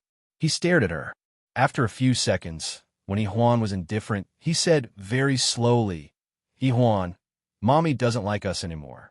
Yi-Hwan's little heart was originally uneasy. Now that she heard Chin Mo's words, her big eyes were immediately filled with tears. She stared at Yi-Hwan. Then she burst into tears. The whole process took less than 2 seconds. Yi-Hwan was very helpless. There was really no other way, and that shameless man was still fanning the flames. "Why don't we go back, Yi-Hwan?" Yi-Hwan sobbed and said, "I want to be with my mother. Why, I'm so sad." Yi-Hwan's heart was in turmoil. The cruise bus was about to set off, and Yi-Hwan was crying like this. How was she supposed to leave? Meanwhile, Chin Mo got up, went to the bathroom to shave, and directly threw Yi-Hwan to Yi-Hwan. Yi-Hwan was speechless. She carried Yi-Hwan into the bathroom. "Chin Mo, you made her cry." Chin Mo had already picked up the razor. He looked at her in the mirror and smiled lightly. "But the target of her anger is you, not me." He even had an apologetic look on his face, which really infuriated Yi-Hwan. Meanwhile, Chin Mo had already started to shave. Occasionally, he glanced at Yi-Hwan, who was still crying, but it was still Yi-Hwan. Yi-Hwan was furious, but she had no choice but to coax him. Just then, her phone rang. She could only pick up the phone with one hand and carry Yi-Hwan with the other.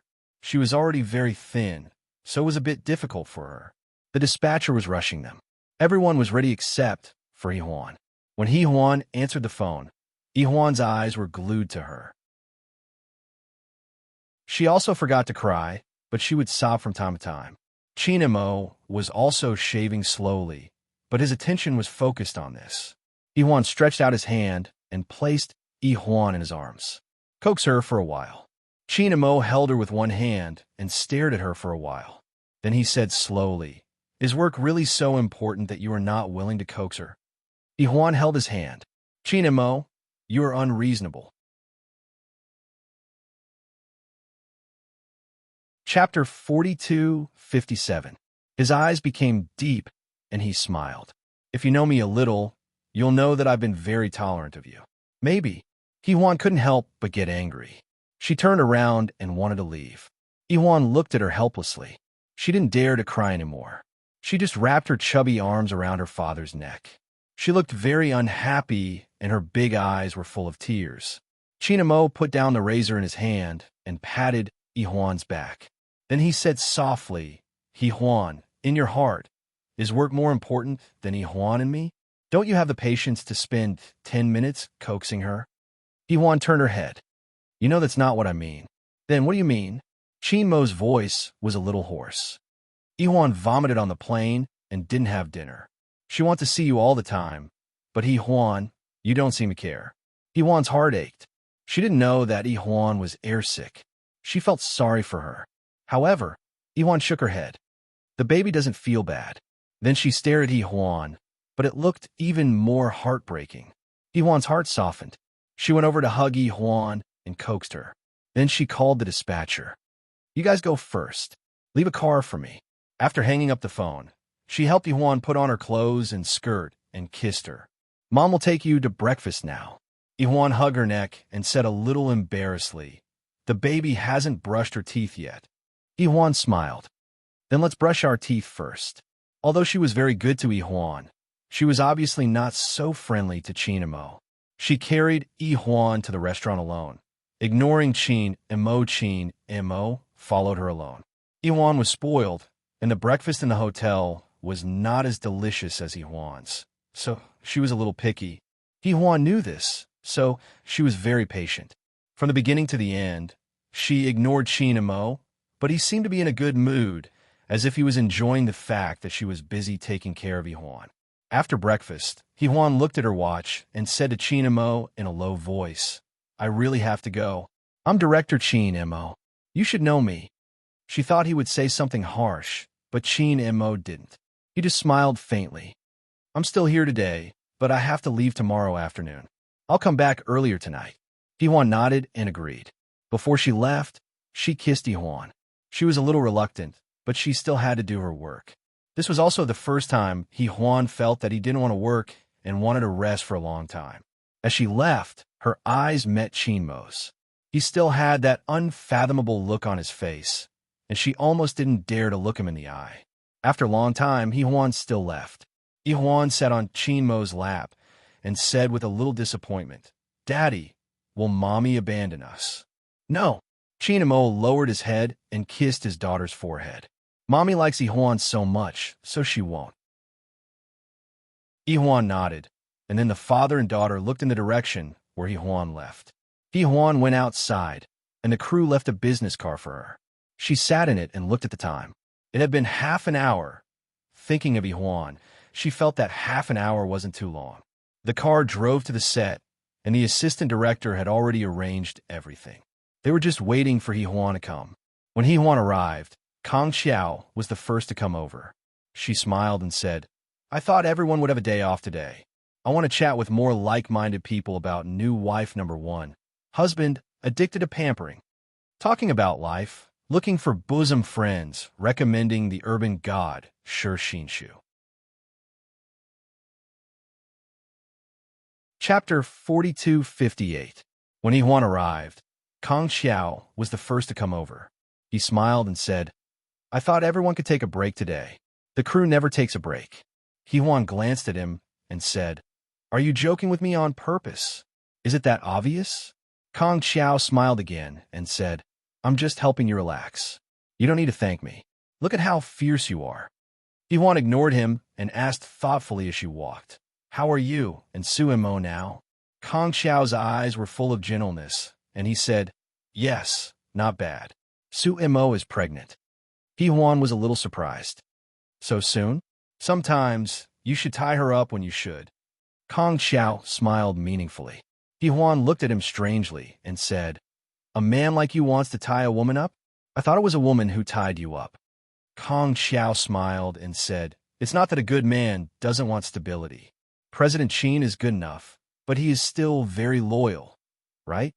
Yuan glanced at him and said, "So you have something to say? Let's start filming." He added, "I'll ask the scriptwriter to add a kiss scene for you later." Kang Xiao smiled and didn't say anything. However, Yuan also silently listened to what he said. Maybe Qin Mo's mentality was the same as Kang Xiao's. Could she and Qin Mo really start over again? This question had been bothering her for the whole day. For the first time, Yuan was distracted during work. And it was for a man. After work, the crew was supposed to have a party again, but she declined. She allocated the funds and went back to the hotel early. It was only 6 o'clock in the evening. When Yuan got out of the car, she saw the red clouds in the sky, and the twilight was coming. The lights of the hotel were already on, and the golden sky was dyed golden. Yuan entered the elevator and swiped the door. Qin Mo and Yuan weren't there. She was stunned for a long time before she went to the changing room. Seeing that their luggage was still there, she let out a sigh of relief. She didn't know why she let out a sigh of relief. She took out her cell phone and dialed Qin Mo's number. He picked it up quickly. Yuan asked him, "Where are you?" On the other hand, Yi-Huan spoke in a childish voice. "Mommy, Daddy is taking me outside to play. Come quickly." "Oh," Yi-Huan said. She lifted her sweater and sniffed it. "Mommy, can I take a shower?" Later, it was Qin and Mo who answered the phone. "I'm at Pingon Street. Take a taxi, and I'll send you the location later." Yi-Huan nodded again and went to take a shower. In less than 10 minutes, she came out with a towel, drying her hair. She opened her wardrobe and started to pick and choose from the few clothes she had. After the tea, she chose a sweater and a pair of jeans. Actually, Hyun didn't know why she cared so much and why she wanted to wear something different from usual. Maybe it was because Qin M.O. was usually too particular, but she quickly thought that he was nobody to her. Why should she care about what he thought? So, Hyun closed her eyes and picked a thin sweater and a pair of jeans. Then she went out and took a taxi to the place where Qin M.O. and Yi-Huan were. To her surprise, Qin M.O. was playing with Yi-Huan in the children's town. After all, Yi-Huan was a child and was very interested in these things. She was very happy. It was the first time that Yi-Huan saw her so happy. "Mommy, Yi-Huan killed a lot of enemies," Yi-Huan said in a childish voice. She sat next to her father and aimed the gun in her hand at those bad guys. Chapter 42:59. Yi-Huan took a glance and was sure that it was just a random game. She then looked at Qin M.O., who was sitting next to her in a suit and playing the game seriously. Yi-Huan took another look at him and didn't say anything. And this one glance seemed to have chased away all the quarrels and unhappiness from yesterday. It was as if they had disappeared. Qin M.O. was tall, and it was uncomfortable to sit in the small seat. So he got up and asked Yi-Huan to come over. In her heart, Yi-Huan felt that she was a little weak, but for the sake of Yi-Huan's happiness, she still sat down to accompany her. However, she was really not good at these things. In less than 5 minutes, she died with Yi-Huan. When the words "game over" lit up, little Yi-Huan still couldn't accept it. She rubbed her eyes and slowly turned to look at Yi-Huan. "Mommy, you are so lousy." Qin M.O. even chuckled, which infuriated Yi-Huan. She glanced at him and snorted. "I'm not as ignorant and incompetent as your daddy." Qin M.O. wasn't angry, but his eyes were a little bright. Ignorant and incompetent? That's a new word. It's the first time someone said that to me. Then he picked up Yi-Huan. "Daddy will hold the doll for you." He was tall, and Yi-Huan was only a few years old, so she was like a little doll in his arms. Yi-Huan was happy when she heard that. She clapped her hands. "I wanted Daddy to hold it just now, but Daddy refused." Qin M.O. looked at Yi-Huan. "Mommy is a girl too. She likes this too." "I don't like it," Yi-Huan said stiffly. Qin M.O. gave her a mocking look.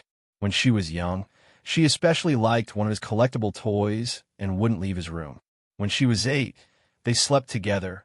Now that he was looking at her like this, Yi-Huan understood and glared at him angrily. Qin M.O. just smiled. He went to exchange for 100 yuan and looked around the claw machine before starting to hold the dolls. Yi-Huan knew that it was very difficult to get these dolls. After all, they were here to earn money, not to do charity and make children happy. However, Qin M.O. managed to get 4 or 5 dolls in a row, which made her look at him in a different light. "Take this." As she thought about it, Qin M.O. threw a few dolls to her and focused on holding them. Hugging the doll, Yi-Huan snapped out of her daze after a moment. Looking at his calm profile, his expression serious, and his hands still holding the doll, he looked like the most ordinary father in the world. He didn't look like the CEO of King Entertainment at all. She was a little lost in thought, and, at this time, Qin M.O. threw her a doll. His eyes inadvertently swept past her, and there seemed to be a hint of a smile. Yi-Huan's face heated up, but she didn't know why. She lowered her eyes and didn't dare to look at him openly. But after a while, he threw it at her again, this time several times. Little Yi-Huan clapped her hands. "Daddy is the best." Qin M.O. looked at Yi-Huan. "Mommy thinks I'm the best too." Yi-Huan glared at him. Qin M.O. took the opportunity to chuckle again. There was an inexplicable meaning in it. Later, he caught a few more. Yi-Huan couldn't hold them all in her arms. Coincidentally, there was a group of envious children around. Hence, with Yi-Huan's consent, Yi-Huan distributed the toys, keeping one for herself and yuan each. Qin Mo used up the 100 yuan in his hand and didn't exchange anymore. It was time for lunch. Chapter 4260. Qin Mo used up the 100 yuan in his hand and didn't exchange anymore. It was time to eat. This was a comprehensive shopping mall. After looking around, they went to the third floor to find something to eat. Sea City was a prosperous place with a developed economy, so they had to line up for half a day just to eat. Because Yuan had picked a themed restaurant and insisted on eating, they had to line up. Qin Mo was carrying the child, so Yuan went to line up. Qin Mo sat there and looked at her. For the first time, he felt that his relationship with Yuan had the smell of fireworks. Moreover, this feeling happened after their divorce. Qin Mo thought 1,000 times in his heart that divorce was really good. He waited like a boss. Yuan took a number and sat down. She said in a low voice, "We still have to wait for about half an hour." Qin Mo was a little proud at first, but when he saw the faint exhaustion on Yuan's face, he couldn't bear it anymore. He said in a low voice, "Lean on me if you're tired." Yuan was actually used to this kind of tiredness from work, but it didn't include being eaten by a Qin beast for half a night. She was a little tired now and wanted to lean on him, so she didn't refuse. She gently leaned on his shoulder and closed her eyes. When she leaned on his shoulder, Qin Mo felt an indescribable softness in his heart. He turned his head and looked at the girl on his shoulder. She still had short hair and was still thin. She was good-looking, but she was still a little bland. But she had been like this all these years, and he didn't know why he was so persistent. It seemed that his taste was like Yuan's. She looked good in whatever way she was. However, Qin Mo always hoped that one day, Yuan would change for him. One day, when she appeared in front of him with straight black hair and a skirt, she would really love him then. Although she was not bad like this, men always had their own imagination. Qin Mo stared at her, his eyes filled with affection. He couldn't help but caress her face gently. Yuan was a light sleeper and woke up immediately. "Is it our turn?" Qin Mo shook his head. "No, you should sleep a little longer." However, Yuan had already woken up from her light sleep and did not want to sleep anymore. Another reason was that there were too many people around, and she was a little embarrassed. She didn't know how many women were envious of Qin Mo's gaze when she was asleep, and how many husbands and wives could still have such a gaze after having children. Under the envious gazes of the women, Yuan sat for about 10 minutes until they finally had their meal. When they went inside, Yuan scanned the QR code and paid, just like a normal couple. Yuan was the happiest. She sat beside her mother and chattered about what they had played today. Later, Yuan glanced at Qin Mo in surprise. He looked very mysterious. He held the aperitif in one hand and swirled it gently. Yuan had to admit that some men were born to be noble. Even in such a commoner's restaurant, Qin Mo's posture was as elegant as if he was eating a high-class French meal. What was even more amazing was that he had worn Yuan for the whole day. Now that he had taken off his jacket, the shirt inside was neat and tidy, as if it had been ironed. Of course, there were already many women sneaking glances at him. Yuan only realized it after a while.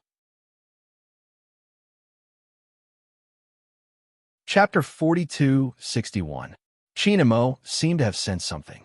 He swirled the glass and took a sip. Yuan was also drinking water, but she choked after just one sip. It wasn't water at all, it was brandy. Yuan tried her best to hold it in because it was too rude in the restaurant. She held it in for a long time until tears came out. Qin Mo pushed a small plate of desserts over. "Eat this to suppress it." She didn't have time to be calculative. She immediately took small bites and stopped eating after eating a few pieces. Qin Mo smiled. "Are you afraid of getting fat? It's okay for you to be so thin." Yuan frowned. "It's not what you think. I don't like sweet food." He was still smiling. "Then you like salty food?" "I don't know." Yuan really didn't notice what he meant at first. When she came back to her senses, she glared at him.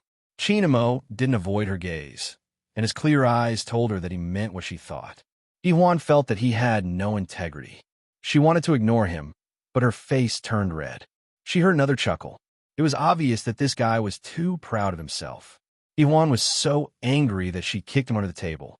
But when she wanted to pull her foot back, her foot was caught by a hand. Then, her shoe was taken off, and her foot was touched. Iwan's eyes were filled with tears. She never thought that Qin Mo would do such a thing. She struggled, but she couldn't break free. Instead, he tickled her foot a few times, looking very amused. Qin Mo saw that she was really angry, so he let her go. And Iwan's face was completely red. Iwan buried her head to eat her desserts. How would she know about the play between her parents? At this moment, the waiter came over to serve the dishes. They were all cute food that children liked. The adults only had plain steak, but the taste was not bad. Qin Mo was especially considerate. He pushed the plate of beef over to He Huan and exchanged it with her. He smiled lightly. "Eat this." He Huan had been tricked by him several times and muttered, "One who is unaccountably solicitous is hiding evil intentions." Qin Mo asked playfully, "Then which type do you want me to be?" "Shameless." Iwan lowered her head to eat. She was really hungry. Filming was hard, and she was the director. She had played with them for a long time. It was already past 8 o'clock. She was skinny, but she could eat a lot. She finished the steak in no time. Qin Mo was speechless. "Where did you eat? There's no meat anywhere." He Huan snorted. "If you're not satisfied, you can find someone else. Don't force yourself." Qin Mo looked at her, smiled, and gave her half of his portion. He Huan refused. "Let's order another portion." He still gave it to her and ordered another for himself. He Huan insisted, "I won't eat what you've eaten." Qin Mo looked at her for a long time and smiled. "I thought we were already helping each other. So it's not the case." He said meaningfully, "You don't even like this." "If I really let you." "Qin Mo?" He Huan glared at him. "Are you going to let me eat?" His gaze was deep. "You're the one who said that I'm ignorant and incompetent." So he wanted to show her that he was ignorant and incompetent. He Huan was speechless. Wasn't he being too petty? After the meal, He Huan was also tired. Qin Mo paid the bill and brought them back to the hotel. Unexpectedly, he threw Yi Huan to Kong Xiao. "I'll give you a chance to take care of the baby." Kong Xiao took the soft and fragrant bun. She felt helpless and amused. Obviously, she wanted to spend time with the two of them. You're tuning in to the Romance Rendezvous YouTube channel. We're so grateful for your support, and don't forget to subscribe to join us on this incredible journey through captivating stories. Your generosity through donations truly makes a world of difference, as it's the primary source of revenue that allows me to expand and enhance this channel for you. Thank you from the bottom of my heart for being a part of this adventure.